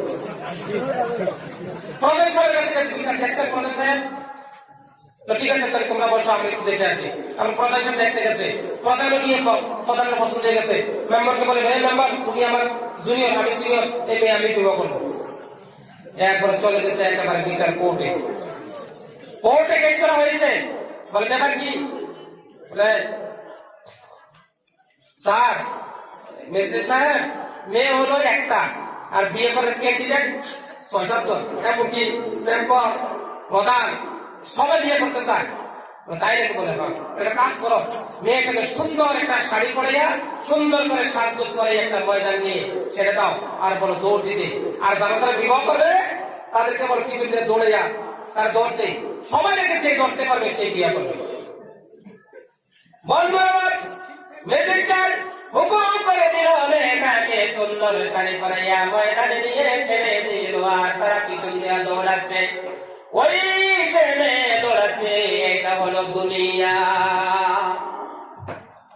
ওই যে মেয়ে সুন্দরী দৌড়াচ্ছে এটা হলো দুনিয়ার সুন্দর আর পিছন দিয়ে ওই যে মেম্বার চেয়ারম্যান বাপ বেটা দৌড়াচ্ছে এগুলা হইলাম আমরা দুনিয়ার সৌন্দর্যের পিছনে দৌড়েতে দৌড়েতে নিজের জীবনটাকে বরবাদ করে দিলাম নিজের জীবনটাকে নষ্ট করে দিলাম এখনো সময় আছে আল্লাহ নবীর নাম নাও আল্লাহ নবীর নাম এখনো সময় আছে আল্লাহ নবীর নাম নাও আল্লাহ নবীর নাম উদাহরণটা বুঝতে পারলাম শুধু হাসার জিনিস ছিল কিন্তু বিরাট বড় একটা জিনিস এই যে মেয়েটা দৌড়াচ্ছে তার মানে সুন্দর এইটা একটা সুন্দর চোখে দেখা যায় ধরা যায় না এই জগ একটা সুন্দর চোখে দেখা যায় ধরা যায় না এইভাবে দুনিয়াতে কত সুন্দর সুন্দর জিনিস আছে দেখা যায় ধরা যায় না এই সুন্দরের পিছনে আমরা দৌড়েতে দৌড়েতে নিজের জীবনকে বরবাদ করে দিলাম বন্ধুরা আমার আমি বলতেছিলাম একটা মৌলানা কাল কিয়ামতের ময়দানে বিনা হিসাবে 10টা লোককে নিয়ে জান্নাতে চলে যাবে মা বাবা দাদা দাদি নানা নানি আলিমের শ্বশুর শাশুড়ি 9 নম্বরে হলো ওই সমস্ত মেয়েগুলো যে সমস্ত মেয়ে নাকি আলিম হাফিজের স্ত্রী হবে আলিমের স্ত্রী হবে 9 নম্বরে 10 নম্বর ওই সমস্ত লোক যে সমস্ত লোকে আলিম উলামাকে সম্মান করেছে আলিম উলামাকে মহব্বত করেছে আলিম উলামাকে ইজ্জত করেছে আলিমকে দেখলে সালাম দিয়েছে আলিমকে দেখলে সালাম দিয়েছে আলিমকে ইজ্জত করেছে 10 নম্বরে অনেক সংখ্যা বেড়ে যাবে লোককে নিয়ে জান্নাতের মধ্যে চলে যাবে এই জন্য বলা হয় আল্লাহ তাআলা বান্দাগুলোকে জান্নাতে দেওয়ার জন্য বহুত বাহানা তালাশ করবে বাহানা বুঝেন বাহানা তালাশ করবে বান্দাগুলোকে জান্নাতে দেওয়ার জন্য লাস্ট যে বাহানাটা তালাশ করবে এটা কি জানেন আল্লাহ তাআলা ডাক দিয়া বলবে বান্দারে বলবে বলবে বল কোনদিন কোন মওলানার সঙ্গে মুসাফা করছিস কিনা বল হ্যাঁ আল্লাহ করেছি যাও মান করে দিলাম জান্নাতে চলে যাও আরেক বান্দাকে ডাক দিয়া বলবে বলবে বলবে বল কোনদিন কোন মওলানার সঙ্গে বসে ভাত খাইছনি বলে হ্যাঁ খেয়েছি যাও মাফ করে দিলাম তোমার নাম কি আমার নাম আহমদ আলী আল্লাহ দেখবে কোন বড় আলিমের নাম আহমদ আলী আছে কিনা হ্যাঁ আছে আছে না বাসকান্দি সাহেব রহমতুল্লাহ আলাইহি আল্লাহ তুমি ওনার কবরটাকে নূর দিয়ে ভর্তি করে দাও, ওনার কবরটাকে জান্নাতের ঘর বানাই দাও। সকল বলেন আমিন। কোন মানুষের নাম যদি কোনো বড় আলিমের নামের সঙ্গে মিলে যায়, তাকে খাতির করে আল্লাহ তাআলা জান্নাত দিয়ে দিবে। বন্ধুরা আমার, আরেক বন্ধার মেয়ে ডাক দেয়া বলবে, বল কোনদিন কোন আলিমকে এক লোটা ওজুর পানি দিছিস? বল, বাবা আল্লাহ দিয়েছিলাম, যাও তোমার এই খাতিরে আমি আল্লাহ তাআলা মাফ করে দিলাম। এই জন্য আলিমের সঙ্গে সম্পর্ক রাখবেন, আলিমের সঙ্গে মহাব্বত রাখবেন।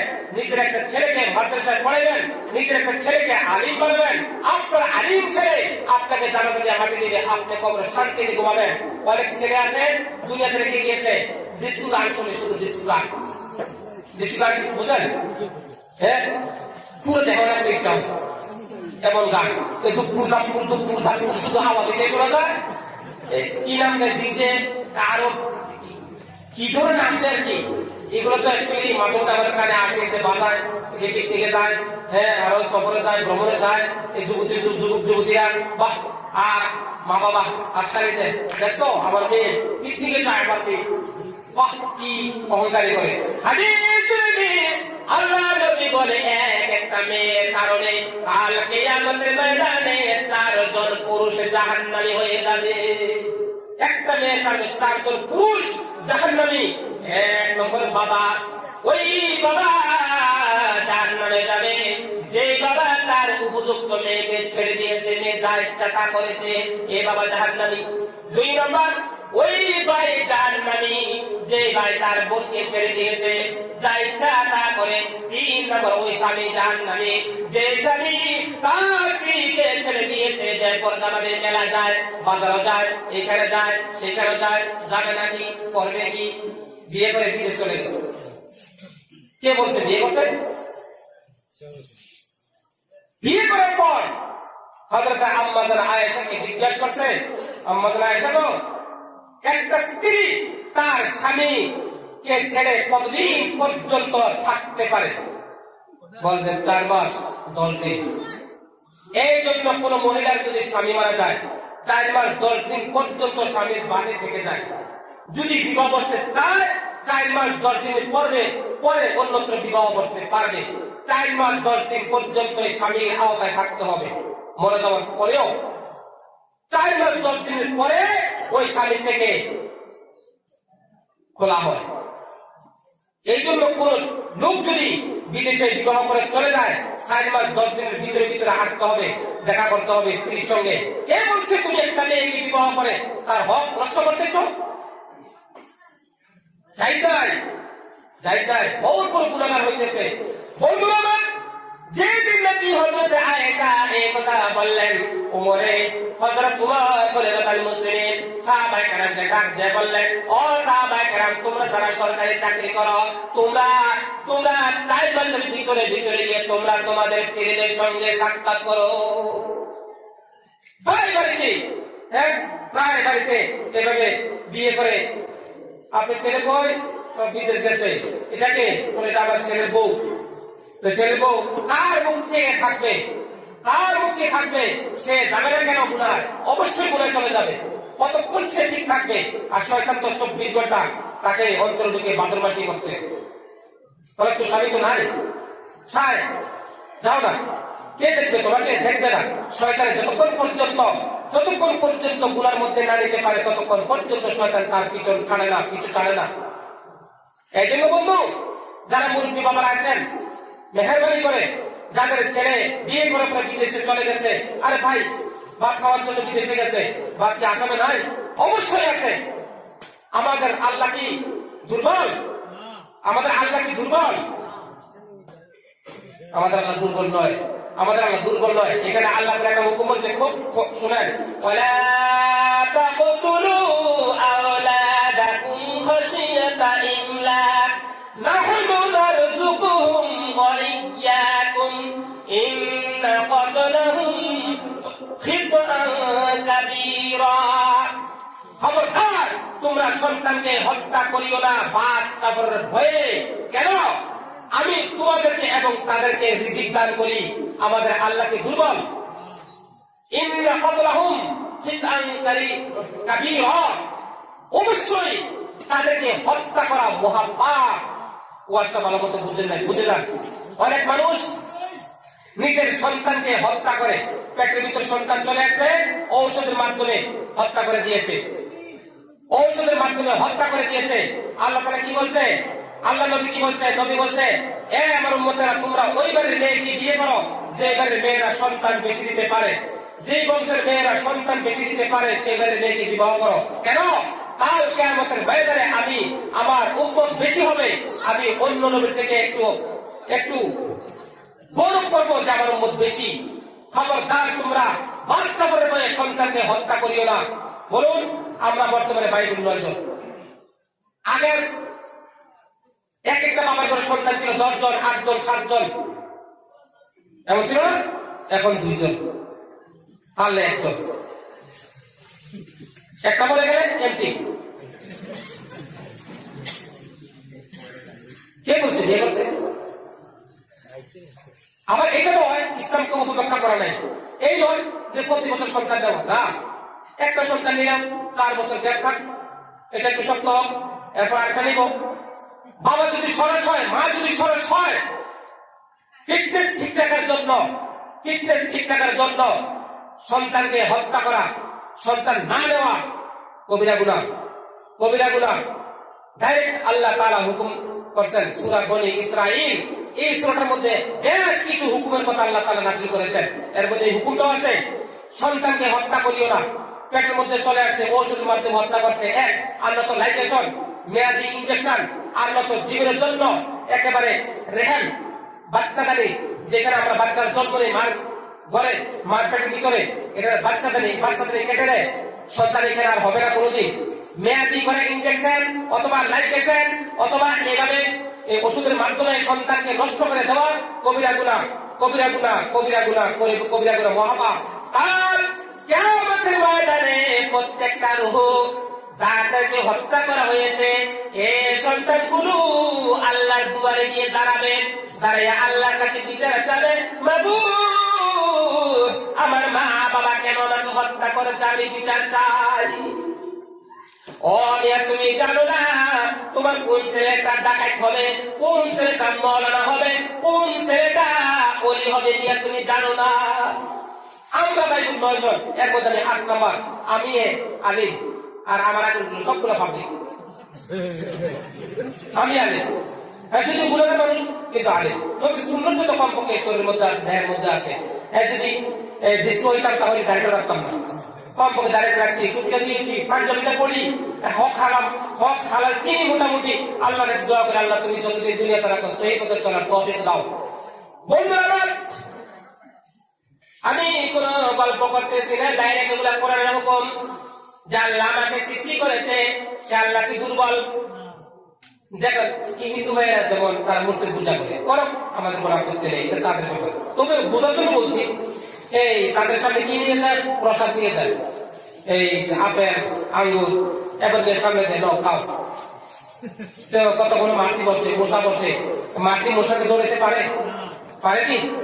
নেই, সামনে দেয়, খাও, খাবার তাকে খাইয়ে দেব, তো ঘুরে গেলে খেয়ে নেব। বন্ধুরা আমার আল্লাহ তাআলা, আপনার আমার আল্লাহ তাআলা এত দুর্বল নন। খেজুর আমাদের আসামে হয় না, ত্রিপুরায় হয় না, মক্কা মদিনা হয়, সেইখান থেকে ট্রান্সফার করে আসাম এবং ত্রিপুরার মানুষকে আল্লাহ তাআলা খেজুর খাওয়ায়। চিৎকার দিয়ে বলেন সুবহানাল্লাহ, ঠিক না? আবার মক্কা মদিনা আনারস হয় না, আনারস মনে কাঁঠালও হয় না, কাঁঠালও হয় না।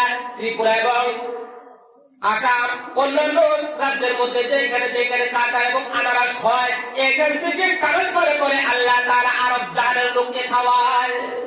তার নাম হলো রিজিক দাতা, রিজিক দাতা। ও মিয়া, আপনি চাকরি থাকলে, লম্বা বিজনেস করলে আপনি খাইতে পারবেন, চাকরি থাকলে খাইতে পারবেন না, এই ধরনের নিয়ত করা একটা ইমানের জন্য ঠিক নয়। 20 কোটি সম্পদের মালিক, আপনি 10টা গাড়ির মালিক, 1 লক্ষ টাকা মাসে বেতন পান, যদি আল্লাহ তৌফিক না দেয় খাইতে পারবেন? খাইতে পারবো? যদি গলার মধ্যে ক্যান্সারে পৌঁছে যায়, গলার মধ্যে ক্যান্সার হয়ে যদি পৌঁছে যায়, চতুর্দিকে যদি আবার নিয়ামত রাখা হয়, খাইতে পারবো? খাইতে পারবো? হযরতে মূসা আলাইহিস সালাম আল্লাহর সঙ্গে কথা হচ্ছে, আল্লাহকে জিজ্ঞাসা করতেছে, আল্লাহ জিজ্ঞাসা করছে, মূসা তুমি যদি আল্লাহ হইতাম আর আমি আল্লাহ যদি মূসা হইতাম, আমি আল্লাহ বান্দা হলে তুমি মূসা আল্লাহর কাছে কি কামনা করতাম তুমি জানো? ওয়াসা বুঝতেছেন? মানে আল্লাহ নিজে বলতেছে মূসা নবীকে, মূসা তুমি যদি আল্লাহ হইতাম আর আমি আল্লাহ যদি মূসা হইতাম, তার মানে বান্দা হইতাম, আমি আল্লাহ বান্দা হইয়া তুমি মূসা আল্লাহর কাছে কি কামনা করতাম তুমি জানো? বলে আল্লাহ কি কামনা করতেন আপনি ভালো জানেন। আল্লাহ প্রশ্ন করছে, আল্লাহ নিজে জবাব দিচ্ছে, ও মূসা, মূসা রে তুমি যদি আল্লাহ হইতাম আর আমি যদি বান্দা হইতাম, তাহলে আমি তোমার কুদরতি কদমে এই কপালটাকে ঠেকাইয়া 24 ঘন্টা সিজদা দিয়ে শুধু তোমার কাছে সুস্থতার কামনা করতাম। সুস্থ, সুস্থ কত করে নিয়ামত, সুস্থ থাকা কত করে নিয়ামত, সুস্থ দেহের কামনা করতাম, কত বড় কথা আল্লাহ নিজে বলতেছেন। এই জন্য ভাই রিজিক দাতা আল্লাহ, রিজিক দাতা আল্লাহ, রিজিকের ভয়ে, বাচ্চাদের ভয়ে সন্তানকে আমরা হত্যা করবো না, হত্যা করবো না। আপনি জানেন না মিয়া, যদি আপনার 5টা সন্তান হয়, তাহলে যে 5 নম্বর সন্তান যদি হাফিজ হয়, আলিম হয়, সে আপনাকে জান্নাতে নিয়ে যাবে, বেহেশতে নিয়ে যাবে। এই জন্য সন্তান আমরা নষ্ট করবো না, যারা করতেছি কাল কিয়ামতের ময়দানে জবাব দেওয়া লাগবে। আর রূহগুলো আল্লাহর কাছে বিচার মামলা দায়ের করবে, সেই দিন জবাব দেওয়াই লাগবে। আল্লাহ তাআলা দেখেন, একটা মানুষের 2টা দোকান পিঠা আছে, দোকান পিঠা, চিন্তা করে আরেকটা দোকান পিঠার মালিক কিভাবে হবে, আরেকটা দোকান পিঠার মালিক কিভাবে হবে? এই বছর একটা গাড়ির মালিক, 2-3 বছরের মধ্যে আরেকটা গাড়ির মালিক কিভাবে হইতে পারবে? চেষ্টা করে। এমন কোন লোক আছে দেখেন তো দুনিয়াতে না খাইয়ে মারা গেছে? না, এগুলো দেখতে পারবে না। এই জন্য ভাইরা আমার, আল্লাহ তাআলা কোরআন শরীফে সুন্দরভাবে প্রত্যেকটা উপরের ব্যাপারে বলে দিয়েছেন, ওয়ালা তাকতুলু আওলাদাকুম খাশিয়াতা ইমলাক নাহনু নারযুকুহুম ওয়া ইয়্যাকুম ইন্না ক্বাতলাহুম খিতান কাবীরা। খবরদার, তোমরা সন্তানকে বাদকাপড়ের ভয়ে হত্যা করিও না। কেন? বাদকাপড়ের ভয়ে সন্তানকে হত্যা করা মহাপাপ, মহাপাপ। এই জন্য বলতেছিলাম, বিবাহ শাদী করে চলে গেছে বিদেশে, বউটা করে কি বাজারে যায়, কি গো তুমি কই যাও? বলে আমার স্বামী তো বাড়িতে জানেন না, বা সোজা জবাব দিয়ে দেবে। বাজারে যায়, মার্কেটে যায়, পর্দা 1 দিন পড়ছে, 2 দিন পড়ছে, 3 দিনের সময় বলে দূর বাবা বাদ দাও, আর পর্দায় পড়বো না। এইভাবে একটা স্বামীর উপর সম্পূর্ণ দায়িত্ব তার স্ত্রীকে পর্দার ভিতরে রাখা এবং তার সমস্ত দেখভাল করা। এই জন্য ভাই, যে ভাইয়েরা নাকি বিদেশে আছেন, খুব ঝটপট নিজের রাজ্যের মধ্যে চলে আসেন, আসিয়া নিজের রাজ্যে চলতে পারেন এমন ভাবে একটা ব্যবস্থা করে নেন। আর দুনিয়া তো আমরা চিরজীবন থাকবো না, চিরজীবন থাকবো না, চলে যেতে হবে, টাকা পয়সা আমরা কেউ কবরে নিতে পারবো না। এই জন্য ভাই, আমি আরেকটা হাদিস আপনাদের সম্মুখে তেলাওয়াত করছিলাম। আল্লাহ তাআলা, আল্লাহর নবী এই হাদিসের মধ্যে 5 প্রকার লোকের কথা বলছে, যে 5 প্রকার লোকের জন্য জান্নাত আকৃষ্ট হয়ে থাকে। ইন্নাল জান্নাতা তাশতাকু ইলা খামসাতি নাফার তালিল কুরআন। 5 প্রকার লোকের জন্য জান্নাত আকৃষ্ট হয়ে যায়, জান্নাত নিজে তাকে ডাকতে থাকে, ও আমার ভাই, আমার বন্ধু, তাড়াতাড়ি আসো। 5 প্রকারকে। 1 নম্বর তালিল কুরআন, যেই মানুষ বেশি বেশি করে কোরআন তেলাওয়াত করে, যেই মানুষ বেশি বেশি করে কোরআন তেলাওয়াত করে, এই মানুষের জন্য জান্নাত পাগল করা হয়ে যায়। আর প্রতিদিন তাকে ডাকতে থাকে, ভাই তাড়াতাড়ি আসো, তুমি আমার বন্ধু। 2 নম্বর ওয়াহাফিযিল লিসান, যে ব্যক্তি নাকি নিজের জিহ্বাকে হেফাজত করতে পেরেছে, এই জিহ্বা দিয়ে দুনিয়ার গুনাহ করে। 4 দোকানে যায়, দোকানদার বেটাকে বলে, এই বেটা চা দাও, আর 2-3জনকে ডাকবে, ডাকবে, বসো, আজকে জানো আমার বউর সঙ্গে কি হয়েছে? এই হয়েছে। আমার ছেলের সঙ্গে কি হয়েছে? এই হয়েছে। জানো ওই মৌলানা মৌলানাটা খুব খারাপ, ওই যে মেম্বারশিপটা খুব খারাপ, তাই খুব ভালো।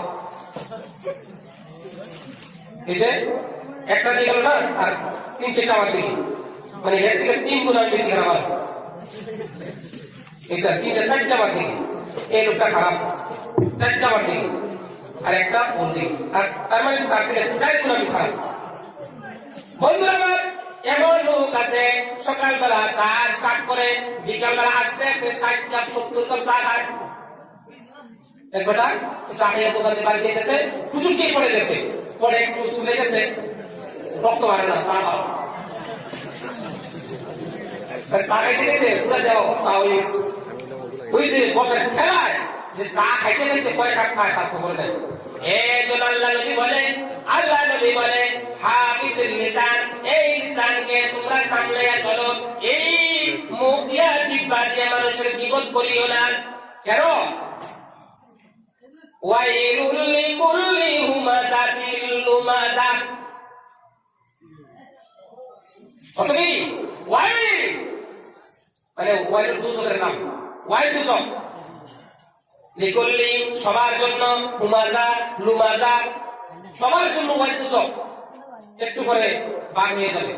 সবার জন্য মানে নামাজি, হাজি, গাজী, আলিম, মাওলানা, বেনমাজি সবার জন্য ওয়াইল দুজক। লিকুল্লি তো সবার জন্য ওয়াইল দুজক না, না হুমাযা লুমাযা। হুমাযা মানে কোন মানুষকে সামনাসামনি অপমান করা, লুমাযা পিছে পিছে গীবত করা, তার বদনাম গাওয়া। লুমাযা তো সামনাসামনি লজ্জা দেওয়া, সামনাসামনি অপমান করা। আর হুমাযা লুমাযা, ওয়াইলুল লিকুল্লি হুমাযাতিল লুমাযা, লুমাযা তো পিছে পিছে বদনাম করা। এই লোকটা যদি নামাজি হয়, এমনকি আলিম হয়, যারা সামনাসামনি মানুষকে লজ্জা দেয়, পিছনে পিছনে বদনাম করে, এই ধরনের মানুষের জন্য আল্লাহ তাআলা ওয়াইল দুজক বানাইছেন। আল্লাযী জামা মালাউ ওয়া আদ্দালা, আকারা যারা নাকি মাল কামায়, সম্পদ কামায়, কামাইয়া বারে বারে বলে বান্ডেল ঠিক আছে,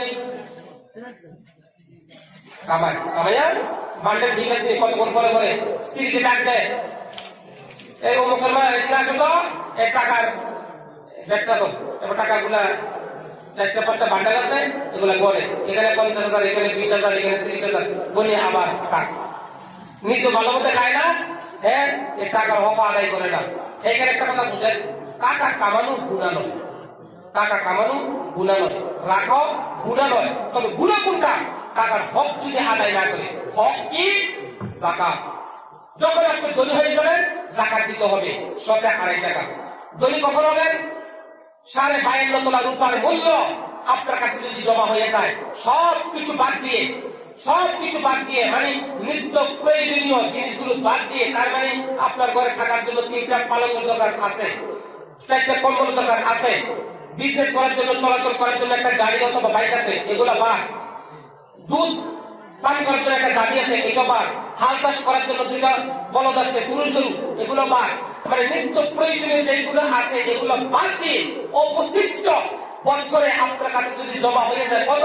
52.5 তোলার রূপার মূল্য। আমরা হিসাব করছি ইন্ডিয়ান টাকায় 42,000 থেকে শুরু।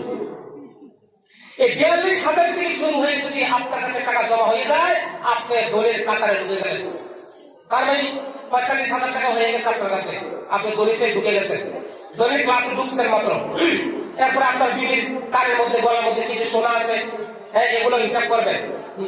নগদ আছে 45,000, ঘরে 1 ভরি সোনা আছে, 1 ভরি পুরান রেখে হলো মনে করেন 40,000, এ হলো 85,000। এই 85,000 টাকার যাকাত আপনার দিতে হবে। যাকাতের উদাহরণ দিয়েছে চুলের সঙ্গে। চুল কাটতে বাড়ে না কমে? চুল কাটতে বাড়ে না কমে? বাড়ে। যাকাত দিলে মাল বাড়ে, মালের বরকত হয়, মাল পবিত্র হয়। যাকাত না দিলে মাল পবিত্র হয় না, অপবিত্র থাকে। ওই কাল কিয়ামতের ময়দানে অনেক লোক নিজের গালের গোশতগুলো ছিঁড়ে ছিঁড়ে খাবে। তখন জিজ্ঞাসা করবে, কি ভাই নিজের গালের গোশতগুলো যদি তুমি নিজেরটা নিজে খাও, তার কারণ কি? তখন সে বলবে, বলিও না দুনিয়াতে আমি করেছিলাম, আমি টাকার হক আদায় করি নাই, না করার কারণে আমি আমার নিজের বস্তুগুলো খাইতেছি। এই জন্য আল্লাহ তাআলা বলেন, আল্লাযী জামা মালাউ ওয়া আদ্দালা, যারা টাকা কামায় এবং কতক্ষণ পরে পরে গনিয়া ঠিক রাখে, টাকার হক আদায় করে না, তার মানে যাকাত আদায় করে না, শতে 2.5 টাকা। 1 লক্ষ টাকার মালিক আপনি, তাহলে 2.500 টাকা। এই 2.500 টাকা যদি আপনি না দেন, আপনার মাল পবিত্র হবে না। হঠাৎ করে একটা রোগ হবে, একটা বিপদ হবে, একটা মুসিবত আসবে, আপনার 10,000 টাকা চলে যাবে, 20,000 টাকা চলে যাবে ঠিক। এই জন্য মুনাজাতের আদব হলো, এইভাবে আপনি সিনা বরাবর আটটা উঠাইলেন, উঠাইয়া আঙ্গুলগুলো কিছু ফাঁকা রাখবেন, একটু ফাঁক। আল্লাহ, তুমি তোমার কাতারা থেকে আমাকে দাও। তুমি যখন আমাকে দিলা, আমি এই ফাঁকে দিয়ে কিছু আমি অন্যকে দিয়ে দিব, এই ফাঁকে দিয়ে আমি কিছু ছেড়ে দিব। আর আমি এই মাল থেকে আমি যখন যাকাতের হুকুম আমার উপরে এসে যাবে, আমি গলে যাকাতের গুলো আমি আদায় করে দিব। ও ভাই দলিরা, প্রতি মাস গোশ এভাবে আপনার আঙ্গুর আপেল খায়। মুসলমানের নিয়ম হলো, তোমার আশেপাশে গরিব আছে, তুমি আঙ্গুর খাও, তোমার পাশের গরিব লোকটাকে কিছু দাও, আপেল খাও, দাও। যদি না দাও, তুমি যদি মাইকারম্যান হও, কৃপণ হও, তাহলে কমপক্ষে তুমি যে খাইতেছ, যাতে করে সে না দেখে, তাকে দেখাইও না। খাওয়ার পরে যে চামড়াগুলো বাইরে ফেলাইতেছ, যাতে তার নজরে না আসলে তার মনে কষ্ট আসবে। ও বাবু, আমার পাশের ঘরের লোক, তাকে তুমি এত দড়ি বানাইলে আসে, প্রতিদিন আঙ্গুর আপেল খায়, আর আমাকে গরিব বানাইলে, আল্লাহ আমি তো খাইতে পারি না, কেন গো আল্লাহ তুমি ইনসাফটা দুই রকম করলা, আল্লাহ কেন করলা? এই জন্য দিয়ে খাইবেন না, দিয়ে কমপক্ষে আপনি যে খাইতেছেন যাতে তার নজরে না আসে। ইসলাম কত সুন্দর বন্ধুরা আমার। এই জন্য বলা হয় মালের হক আদায় করা, যাকাত আদায় করা। এবং যাকাত দিবেন কোথায়? যাকাত দিবেন গরিব, মিসকিন, এতিমকে। যাকাতের পয়সা দিয়ে মাদ্রাসার বিল্ডিং হবে না, যাকাতের পয়সা দিয়ে মসজিদ ঘর হবে না, যাকাতের পয়সা দিয়ে বেতন হবে না, যাকাতের পয়সা দিয়ে দরিদ্রকে খাওয়ানো যাবে না। যাকাতের পয়সা দিবেন, সবচেয়ে উত্তম হইল মাদ্রাসায় বোর্ডিং চলে, বোর্ডিংকে দিয়ে দেওয়া। জিম্মাদার দিন থাকবে, ওনাকে বলবেন হুজুর এই 5,000 টাকা যাকাতের, তখন তুমি মাত্রা মতো ছাত্রদেরকে খাওয়াইয়া দেবে। কেন জানেন? এই কওমি মাদ্রাসার মধ্যে বেশিরভাগে গরিব ছাত্রের সংখ্যা বেশি, মা নাই, বাবা নাই, অনেকে বাবা মা বিচ্ছিন্ন হয়ে গেছে, মা মারা গেছে। যাক, ছেলেটাকে নষ্ট না করে অমানুষ হয়ে যাবে, এই জন্য মাদ্রাসাতে দিয়েছে, আলিম হবে, ভালো একটা কাজ করছে। এটা যদি আমরা ধনীরা খেয়াল না করি, এরা বছরে ভালো একটা খাইতে পারে না, ডাল মিষ্টি মধু খাইতে হুঁশ নাই। হ্যাঁ, আর যখন আপনি নিয়ে একটা ছাগল দিয়ে দিলেন, তখন খাবে, খাওয়ার পর তার রুটা ঠান্ডা হবে, আল্লাহ কাছে দোয়া করবে, আল্লাহ তোমার এক বান্দা আমাকে ছাগল দিয়েছে, আল্লাহ খেয়েছি, আল্লাহ খেয়ে কি করবে? কোরআন শিখবে। এই জন্য বলছে যারা মাদ্রাসা পড়ে তাদেরকে দিলে 2টা সওয়াব পাইলেন, মানে 2টা উপকার করলেন। একটা হলো গরিবের উপকার, আর আরেকটা হলো ইলম শেখার জন্য সহযোগিতা করলেন। বন্ধুরা আমার, الذي جمع مالا وعدده يحسب أن ماله أخلده আর দুনিয়া মনে করে তার মাল সম্পদ তার কাছে সব সময় থাকবে, এমনকি তার হায়াত বাড়াইয়া দেবে। আখলাদার তার সঙ্গে সম্পদ গুলা সব সময় থাকবে, এবং সে মরবে না, তাকে এগুলা মৃত্যু হইতে দিবে না, টাকাগুলা তার কাছে সব সময় থাকবে। এটা মনে করে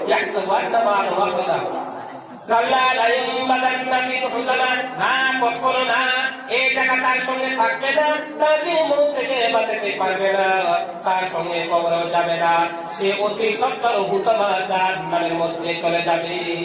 হুতমা জাহান্নাম কি জাহান্নাম?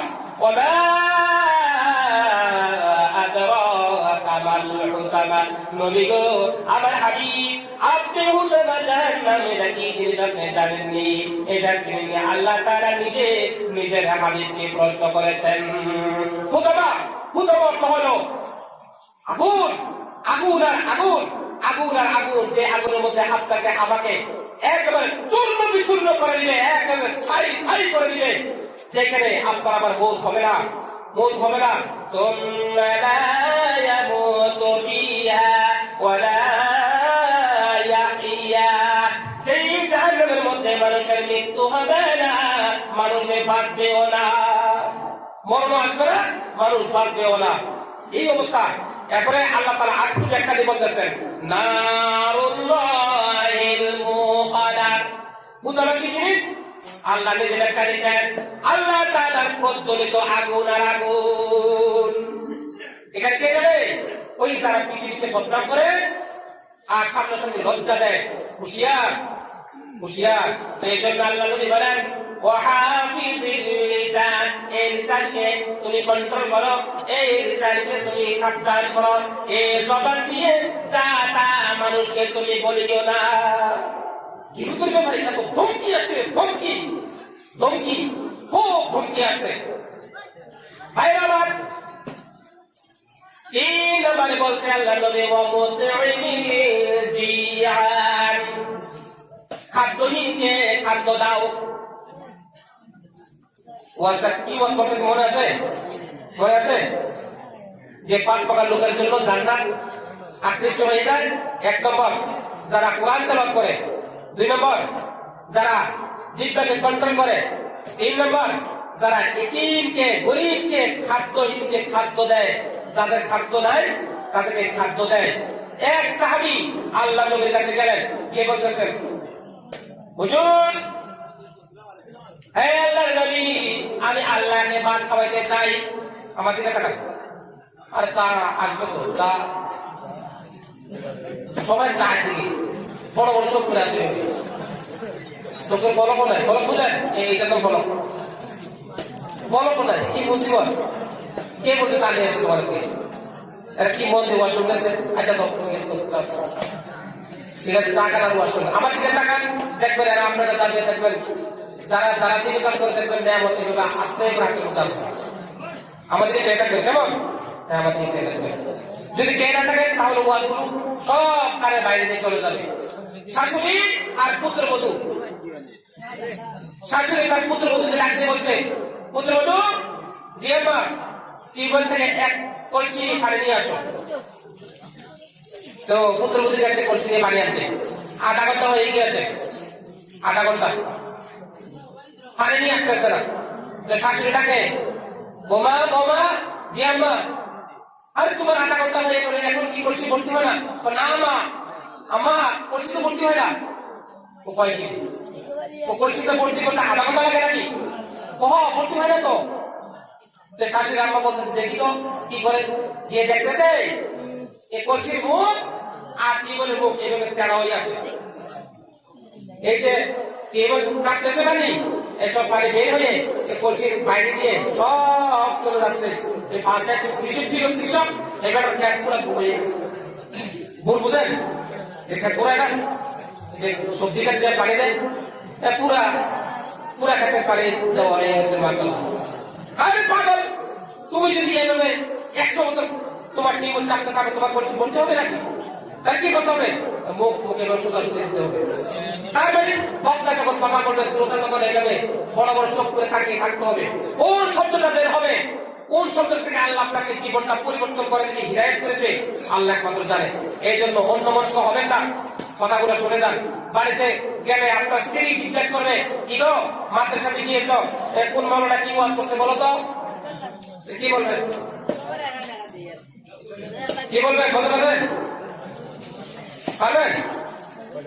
আর কি ওয়াজটা হইতেছে বলতে পারবেন? শুনছিলাম সোনামুড়া থেকে একজন মাওলানা আসছে, মাওলানা কারি আব্দুর রহিম, উনি কি ওয়াজ করছে বলেন তো? মাথা খাওয়া যাবেন, দাড়ি খাওয়া যাবেন, আর ওই সময় তো শুনছিলাম, ওই সময় মনে আসছিল, এখনো করে নাই না। ওয়াজ শোনেন কিন্তু দোকান আর তাকিয়ে থাকেন, খানা দেখবেন আপনার হাতে যাবে। বন্ধুরা আমার, এক সাহাবী আল্লাহ নবীকে বলে, নবী গো, আমি আল্লাহকে 2টা ভাত খাওয়াইতে চাই, আল্লাহকে আমি কোথায় পাই, আল্লাহকে আমি দাওয়াত দিব। আল্লাহ নবী বলে, সাহাবী, তুমি আল্লাহকে পাইতে হলে, আল্লাহকে খাওয়াইতে হলে 2জন ইয়েতিমকে, 2জন গরিবকে তুমি দাওয়াত দিয়ে খাওয়াইয়া দাও। বলে, খাওয়াইয়া দিলাম, তাহলে যদি ইয়েতিমকে খাওয়াই দাও তাহলে তুমি আল্লাহকে খাওয়াইলা, কারণ এতিম মিসকিন হলো আল্লাহ তাআলার স্পেশাল মেহমান। এই জন্য বলা হয়েছে এতিমকে ধাক্কা দিও না। দুইজন এতিম আবু জাহেলের জমানায়, ওয়াটা খুব সুন্দর শুনেন, আবু জাহেলের জমানায় আবু জাহেলের ক্ষেত্রে কিছু সোনা টাকা ছিল, কিছু টাকা পয়সা ছিল, আমানত রাখছে। আবু জাহেল, তুমি তো স্যার, তুমি আমাদের স্যার, পুরা মক্কানগরের স্যার। এই সময় পুরা আবু জাহেলের হাতে ক্ষমতা। তো তুই এতিম ছেলে কি বলতেছে, স্যার আপনার কাছে আমাদের এই যে সোনা টাকা এগুলো থাক, আমরা কিছুদিন পরে নিয়ে যাবো। ওই ছেলেগুলার বাবা নাই, এতিম। কিছুদিন পরে যখন গেছে, স্যার আমাদের মালগুলো দিয়ে দেন। আবু জাহেল করছে কি, ধমক দিয়ে বের করে দিয়েছে, যাও, কত বড় সাহস, আমি পুরো মক্কানগরের স্যার, তুমি আইসে কেন আমার কাছে মাল, কি মাল আমার কাছে পুরো মাল দিয়ে দেও নাই তুমি, যাও। তো দুটোটা ভাই চোখের বাড়ি ছেড়ে দিয়ে কেটে দিল, আর চিন্তা করতেছে কোথায় যায়, ওই গেলে বিচার পাই। দেখবেন বর্তমান সমাজের মধ্যে কিছু আছে, এই যারা একটু গরিব, পয়সা নাই, এদেরকে অনেক মানুষের জুলুম করে এদের উপর। বিচার যদিও চায়, বিচারটা পায় না। কেন জানেন? দুনিয়াটার নাম 9 আর 6। দুনিয়ার নাম কি? 9 6। 6 কে উল্টাই দেন 9, আর 9 কে উল্টাই দেন 6। দুনিয়ার নাম হইল 9 আর 6। এই আবু জাহেলের জমানায় বলছিল, একটু মোটা সাটা হইলে, হ্যাঁ একটু পয়সাওয়ালা হইলে, মোটামুটি 10-12 ভাই থাকলে বলতো, হ্যাঁ জানো আমরা 10 ভাই আছি, আমাদের পয়সা আছে, লাঠি আছে, পিঠে যায়, মাথা ফাটাই দিব, এভাবে বলতো। এখনো কিছু চলছে, এটা এমনও আছে। কিয়ামতের ময়দানে কত বিচারক আল্লাহর সাথে ধরা পড়ে যাবে,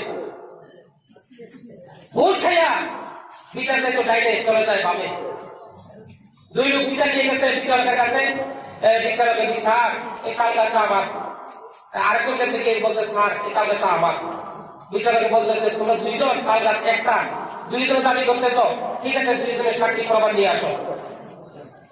যে পরে গেছে সে জানে তাল গাছটা তার না, সে দাবি করতেছে তার মিথ্যা দাবি, সে জানে বিচার হলে সে পাবে না। তো সে কি করছে জানেন?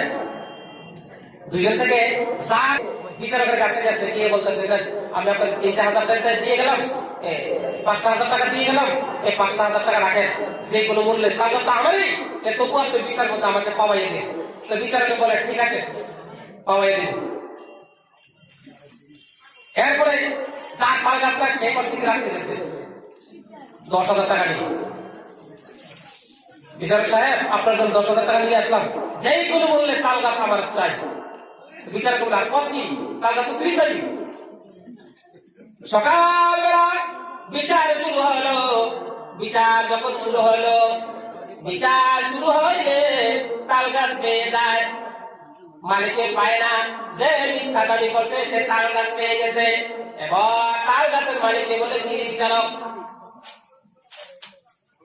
আমি তোমাকে 5,000 টাকা দিলাম তাল গাছটা পাওয়ার জন্য।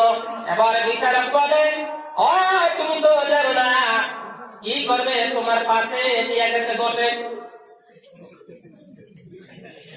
তুমি তো মাথা দিচ্ছ, আর এসে দিচ্ছে 10,000। শুয়োরের গোশত সরাসরি খাওয়া হারাম, আর গোশের টাকা দিয়ে গরু গোশত কিনে খাওয়া সেম হারাম। শুয়োরের গোশত খাওয়া সরাসরি হারাম, আর গোশের টাকা দিয়ে, গোশের টাকা দিয়ে এইভাবে গরু গোশত কিনে খাওয়া সেম হারাম। সাবধান, কারো কাছে যদি বিচারের জন্য কেউ আসে হক কথা বলবেন। কালিমাত হাক্কি ইনদা সুলতানিন জাইজ, সবচেয়ে বড় জাহাদ হলো বিচারকের সামনে সত্য কথা বলা। মিথ্যা সাক্ষী দিও না, সত্য সাক্ষী দিও, মিথ্যা বলিও না, সত্য বলিও। বিচারকের সামনে তুমি সঠিক কথাটাই বলে দিও। যদিও তোমার উপর কোন দুর্নীতির প্রেসার আছে, আসো, আজকে তুমি আল্লাহর কাছে বিচার পাইবা। আল্লাহ হইল তোমার মালিক, কিছু দিনের জন্য তোমার উপর জুলুম করবে, সে টিকবে না, বেশি দিন টিকবে না। এই জন্য ভাই বলতেছিলাম ওই কথাটাই, এই সাহাবী আল্লাহ নবীর কাছে বলছে এতিমকে খাওয়াবে। আবু জাহেলের দরবারে 2টা ভাই এতিম, এদেরকে বের করে দিয়েছে। যাও, তোমাদের কোনো মাল নাই, সম্পদ নাই, কিচ্ছু নাই, আমি জানি না। এরপর দুটা ভাই চিন্তা করতে করতে নবীর কথা শুনছে। ভাই আমরা মুখ কালো করি না যে একজন নবী আসছেন, ওনার নাম কি মুহাম্মদ সাল্লাল্লাহু আলাইহি সাল্লাম, বলুন সাল্লাল্লাহু আলাইহি সাল্লাম। চলো ওনার কাছে যাই। তো দুটো ভাই বেশি একটা বড় নয়, ছোট, গেছেন বিশ্ব নবীর কাছে। বিশ্ব নবীর কাছে গিয়ে বলছেন, হুজুর আমরা শুনেছি আপনার যে আমানতদার, আপনারা কি রাহমাতুল লিল আলামিন, আপনারা কি নবী? বলে কি হচ্ছে বলো। হুজুর আমাদের বাপ মারা গেছে, আমরা এতিম, আবু জাহেলের কাছে আমরা কিছু মাল আমানত রাখছিলাম, আবু জাহেল এখন অস্বীকার করে, আবু জাহেল দেয় না। তাই নাকি? হ্যাঁ ঠিক আছে, আসো। গেছে সোজাসুজি কি আল্লাহর নবী আবু জাহেলের মেইন অফিসে ঢুকে গেছে, গিয়ে দেখতেছে পার্লামেন্ট করছে, পার্লামেন্ট। আবু জাহেলের উজির নাজির নেই, মন্ত্রী মিনিস্টার নেই। গিয়ে বলতেছে, আবু জাহেল, হ্যাঁ আবু জাহেল, এই দুটো বাচ্চার মাল কোথায় আছে, এক্ষণ দিয়ে দাও, এক্ষণ দিয়ে দাও, এক্ষণ, এক্ষণ বলছি। আবু জাহেলের কোনো সাউন্ড নাই। চাবি দিলেন, চাবিতে বলছেন যাও অমুক আলবেরাতে এ আছে, দিয়ে দাও। একজনে বলে, কি স্যার, যে মোহাম্মদ সাল্লাল্লাহু আলাইহি ওয়াসাল্লাম কেউ নাই, দুর্বল, হে আপনার ইন্টারন্যাশনাল বৈঠকে আসি এত বড় দমক, একটু টাইট করে দিব পারে না। আমি যা দিলি করে তাদের বসল, মাল দিয়ে দিলেন, চলে গেলেন দুর্বাইকে নিয়ে। তখন তাদের মধ্যে বলতেছে, কি স্যার ব্যাপার কি, সারা মক্কা আপনার কথায় উঠে বসে আপনার দরবারে আসিয়া মুহাম্মদ সাল্লাল্লাহু আলাইহি ওয়াসাল্লাম এত বড় ধমক দিল, মালটা উদ্ধার করে নিয়ে চলে গেল, আপনি কিছু বললেন না যে? তখন আবু জাহেল জবাব দিয়েছে, ও উজির নাজিরেরা, তোমরা জানো না যখন নবী, আবু জাহেল জানে দিত সত্য নবী যে শয়তান, তো গাদ্দারি করে ইমানটা আনে নাই, তোকদের নাই। এই আমার মন্ত্রী মিনিস্টাররা, তোমরা তো জানো না, যখন আমার ভাতিজা আমাকে বলতেছে এতিমের মালগুলা দেওয়ার জন্য, আমি দেখতেছি নবীর পিছন দিকে কি যেন একটা অদ্ভুত শক্তি, কি যেন একটা অদ্ভুত শক্তি দেখেছি। দেখার পরে আমি নিজে ভয় পেয়ে গিয়েছি, আমি আমার মুখ থেকে কোনো কথা বলার জন্য সাহস পাই নাই। বন্ধুরা আমার, আল্লাহর নবী দুনিয়াতে আসার পরে সর্বপ্রথম বৈষম্যকে খতম করে দিয়েছেন, বৈষম্যকে খতম করে দিয়েছেন। কালো মানুষ সুন্দর মানুষের সঙ্গে বসতে পারতো না, গরিব মানুষ ধনী মানুষের কাছে বসতে পারতো না, গরিব মানুষের 2 টাকার দাম ছিল না। এইভাবে যারা নাকি প্রভাবশালী ছিল তার দাম ছিল। গরিব লোকে অন্যায় করলে বিচার তো শুরু না, আর ধনী লোকে অন্যায় করলে তার বিচারটাও তো নয় বিচার হতো।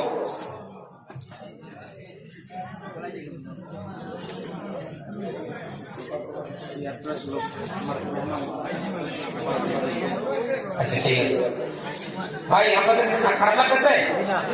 একটু দামি কথা পাবেন কই? জিকির করি 2 মিনিট। লা ইলাহা ইল্লাল্লাহ, লা ইলাহা ইল্লাল্লাহ, লা ইলাহা ইল্লাল্লাহ, লা ইলাহা ইল্লাল্লাহ, মুহাম্মাদুর রাসূলুল্লাহ সাল্লাল্লাহু আলাইহি ওয়াসাল্লাম। বন্ধুরা আমার, নবী বৈষম্যকে খতম করে দিলেন। কালো মানুষ ধনী মানুষের কাছে, সুন্দর মানুষের কাছে যাইতে পারতেন না। এইটা নবীজি দেখার পরে সমস্ত বৈষম্যকে খতম করে সৈন্যবাদ কায়েম করে দিয়েছেন। চিল্লিয়ে বলেন সুবহানাল্লাহ। সৈন্যবাদ কায়েম করেছে ইসলামে করেছে আজ থেকে 1450 প্রায় 1500 বছর আগে। কিন্তু মাঝে মধ্যে কিছু লোক দাবি করে আমরা সভ্যবাদ কায়েম করেছি, আমরা সভ্যবাদ কায়েম করেছি। না, যা কিছু হয়েছে সব ইসলাম থেকে শিখতে আছে, ইসলাম থেকে শিখে শিখে নিজের নাম ফলায়। যাক, আমার কথা ছিল কি, সাহাবী আল্লাহকে খাওয়াইতে গিয়ে আল্লাহ বলছে তুমি দুজন এতিমকে খাওয়াইয়া দাও। এই জন্য আমি বলবো যারা টাকাওয়ালা যারা পয়সাওয়ালা এতিমের হকটা হাতে রাখবেন না, এতিমের হক রাখবেন না, এতিমের হকটা দিয়ে দিবেন। আল্লাহ ইচ্ছা করলে আমাকে আপনাকে আল্লাহ রিক্সা ড্রাইভার মুচি মেহনত বানাইতে পারতো, গরিব বানাইতে পারতো, তা না করে আমাকে আপনাকে আল্লাহ তাআলা ধনী বানিয়েছেন। এই ধনী যে আল্লাহ তাআলা হুকুম দিয়েছেন যাকাত, এই যাকাতের হক রাখবেন না। তা মুসিবত মুসিবত বিপদ, এটা বিপদ দিয়ে দিবেন। অ্যাকচুয়ালি এখন তো ধনী ভাইদের জন্য সুবিধা হয়েছে, আপনাদের সময়কে বাঁচিয়ে দেয়। এই কওমি মাদ্রাসাকে জরিয়া করে উলামায়ে কেরাম আপনার বাড়িতে যায়। আফসোস মাঝে মধ্যে কিছু দেখি কি জানেন, কালেকশনে আমরাও যাই, এই সোনামুড়া রাঙ্গামাটি মাদ্রাসার সামনে পড়ে কিছু কিছু জায়গায় গেলে দেখা যায় কি একটু চাল একটু একটু করে দিয়ে দেয়। হুজুর নাই নাই, হুজুর নাই। তো আমার কিছু জায়গায় বলে হুজুর বেটা মানুষ বাড়িতে নাই, বেটা মানুষ বাড়িতে নাই। এই যে বইয়া বেটি মানুষ ভিতরে ঢুকলো, আর এই তো জানে নিয়ে সপ্তাহ ভিতরে আইতো না, বেটা মানুষ বাড়িতে বইয়া এক গাছে গা বিক্রি আর তো আইলো না, দিল না। আরে 4জন 5জন ছাত্র নিয়ে হুজুর দাঁড়িয়ে আছে, নবীর ব্যাপার আমাদের অবাক আসবে না কেন? আমি একটা বাড়িতে গেছি, 7-8টা পরিবার আছে, এরা যদি 100 টাকা করে দেয় 800 টাকা, 10টা পরিবার 1000 টাকা। তো এই অল্প চাল দিয়ে হুজুর নাই, আমাদের নাই। তো আমি কি করবো, তাদের সাথে বাড়াবাড়ি করবো? নিয়ে একটু দিয়ে দাঁড়িয়ে আছে, একটু করে আসে হকার, হকার বুঝেন, ওই যে বাড়ি করে জুতা ওই শাড়ি কি নিয়ে আসে হকার। তারপর আসতে দেখি এই বাড়ির মহিলা যা আছে ওই সাপখেলা দেখা যায়, সাপখেলা দেখালে চতুর্দিকে মানুষ চক্কর করে দাঁড়িয়ে থাকে না, ঠিক এইভাবে হকারকে চক্কর দিয়ে দাঁড়িয়ে হকার মাঝখানে চতুর্দিকে বাড়ির মহিলা সবকে। আমি আস্তে আস্তে গেছি, দেখছি একে করে 2টা শাড়ি 3টা শাড়ি করে নিতে আসছে। বললাম যে দাঁড়ান, কেউ বলছেন বেটা মানুষ বাড়ির নাই, আর কেউ বলছেন টাকা নাই। এখন যে 2টা শাড়ি রাখলেন, কোথেকে রাখলেন?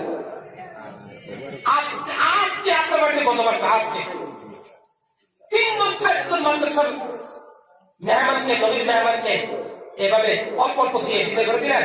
আজকে আসবে বিপদ করে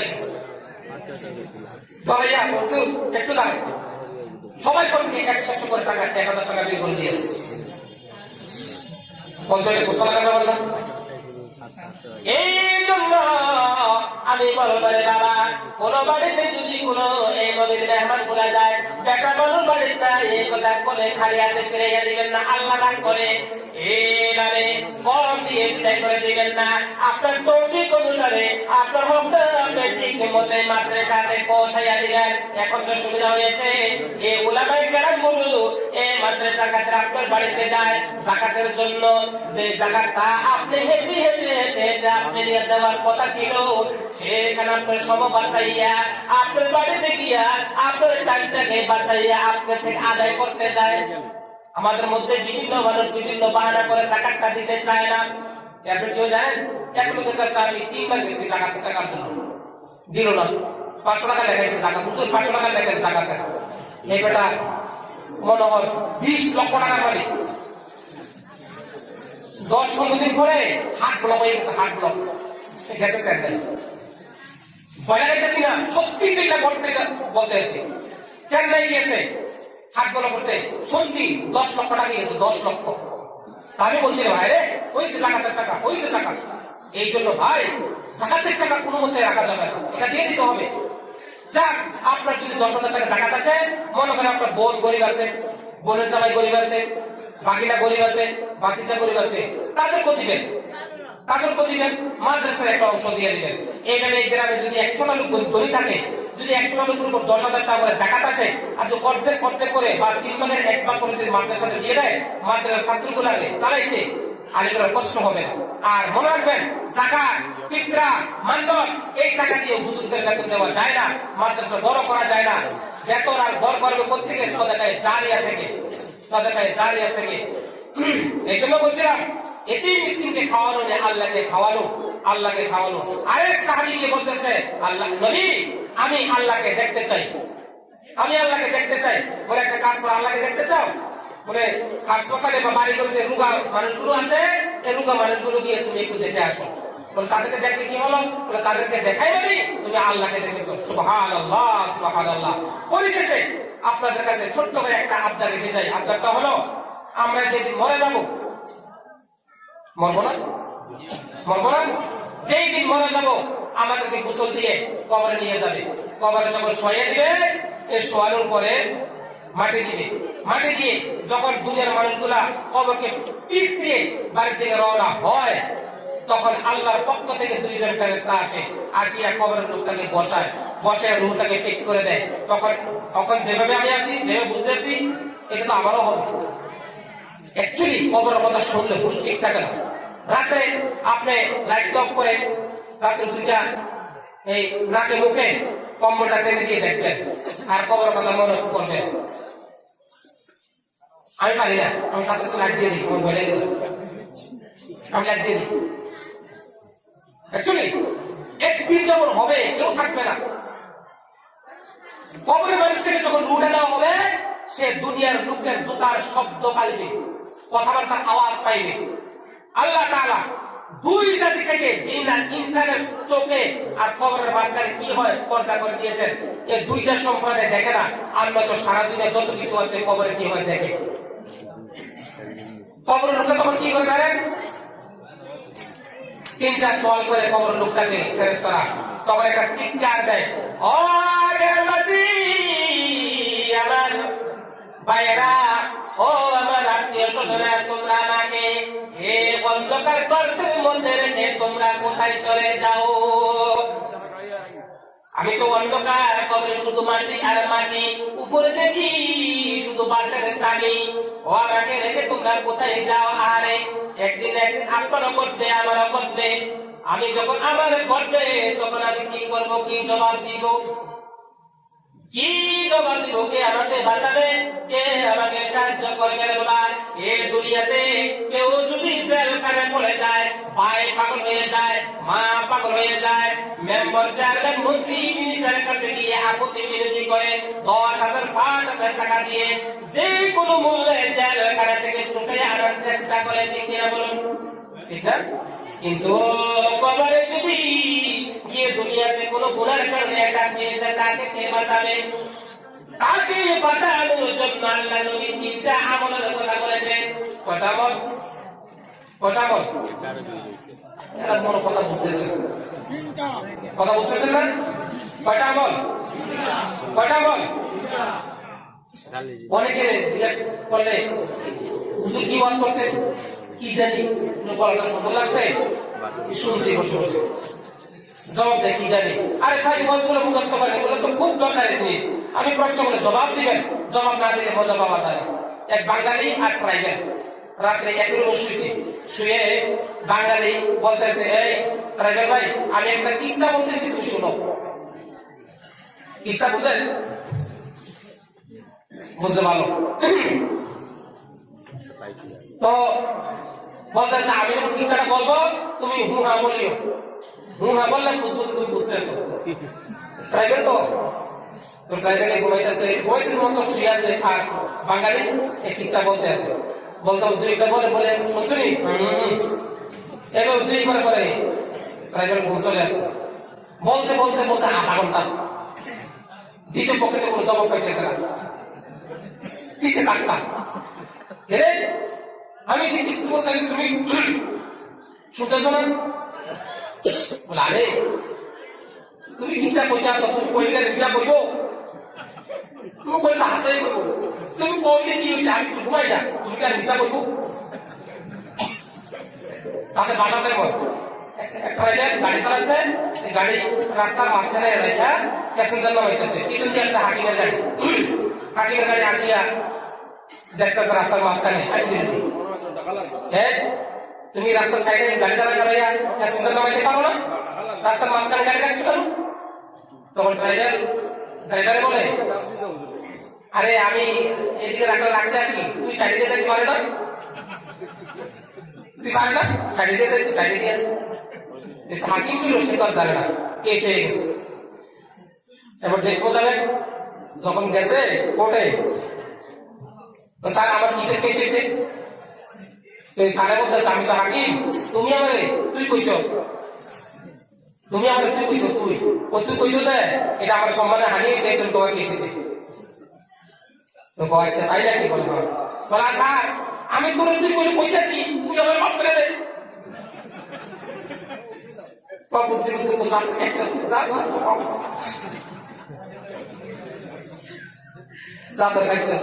সব কথা তুই কর চিন্তা কথাটা অ্যাকচুয়ালি ভাই জবাব দিবেন ওই এর মতো কয়ে আরে হুজুর তুমি কইলে কি দিশা কইবো, তুমি সত্যি কইবো না, আপনি জবাব দিবেন। তো ভাই বলতেছিলাম তিনটা আমল আল্লাহ হাবিব বলেছেন কবর থেকে আপনাকে সহযোগিতা করবে, আপনাকে ইবাদত করবে। তিনটা আমল, কয়টা আমল?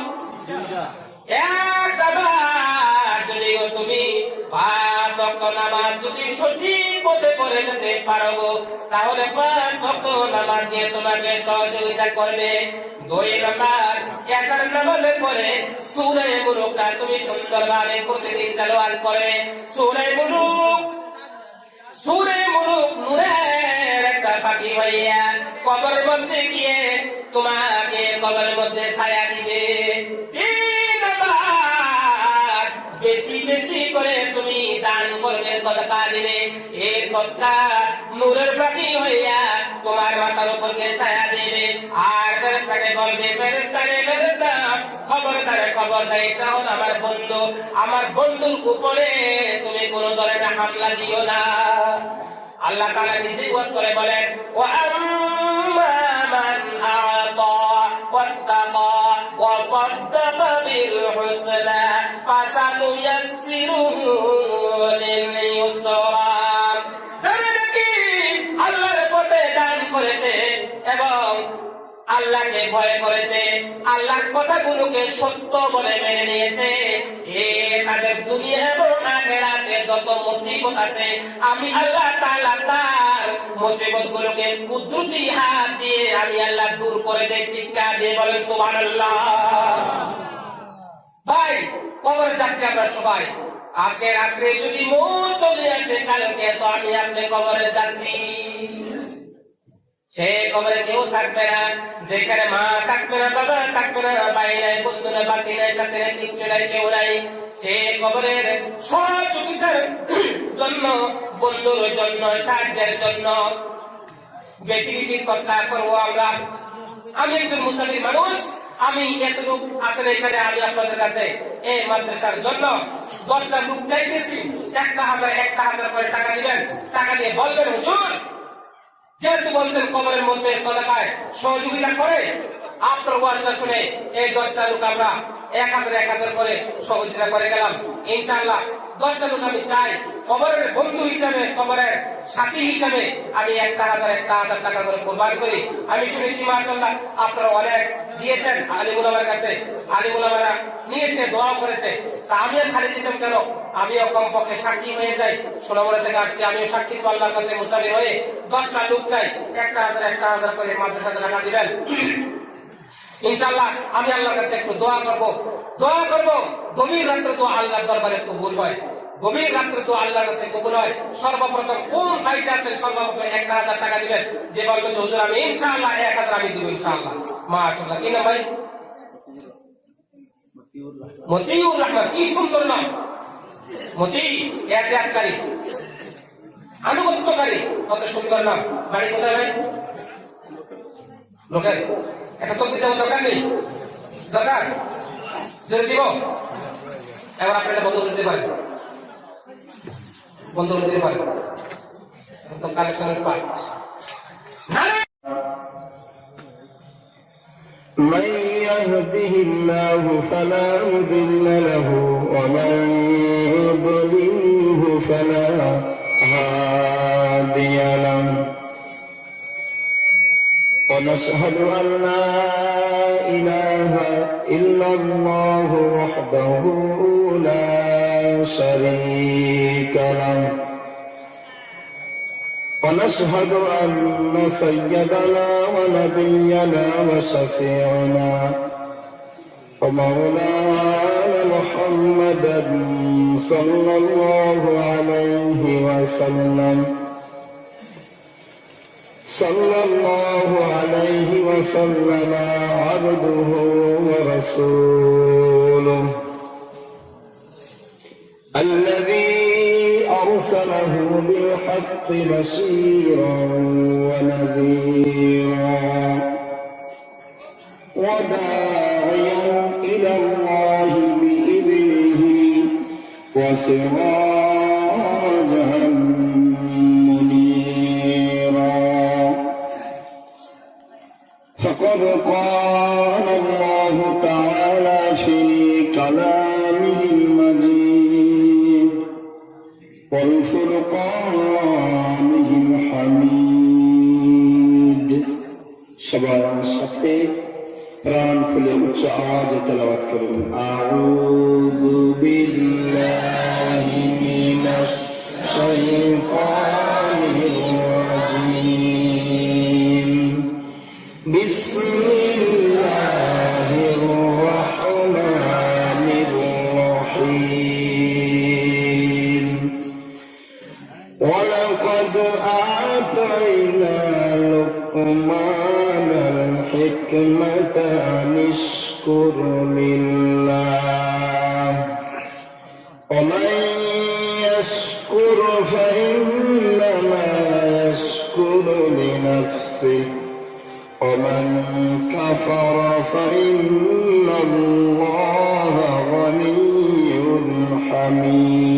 حميد وقال النبي صلى الله عليه وسلم ألا إن في الجسد مضغة إذا صلحت صلح الجسد كله وإذا فسدت فسد الجسد كله ألا وهي القلب أو كما قال عليه الصلاة والسلام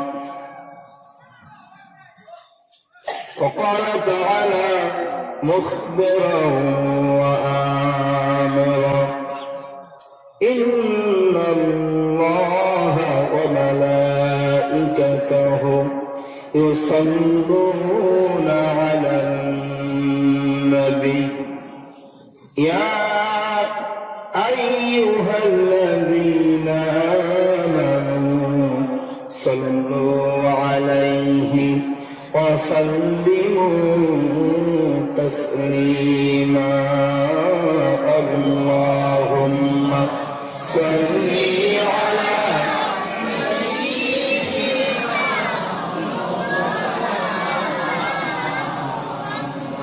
وعلى آل سيدنا مولانا محمد جيلو بيروي শুভগমনে ত্রিভুবন উজালা জৈন বীরয় শুভগমনে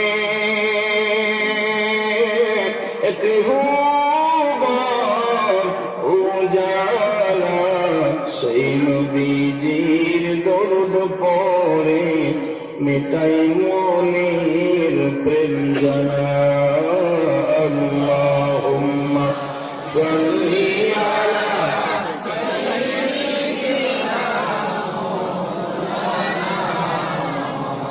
وعلى آل سيدنا مولانا محمد কাছে চিনিল নবীজিকে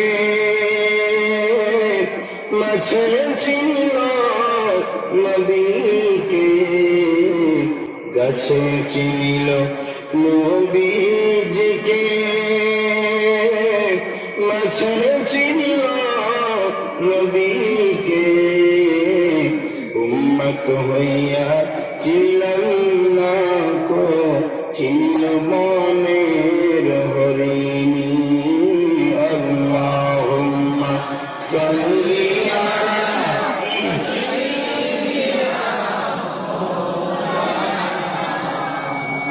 وعلى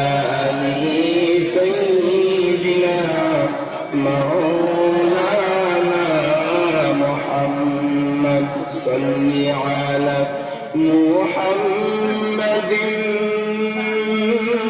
صل على صدر الأمين مصطفى جائنا رحمة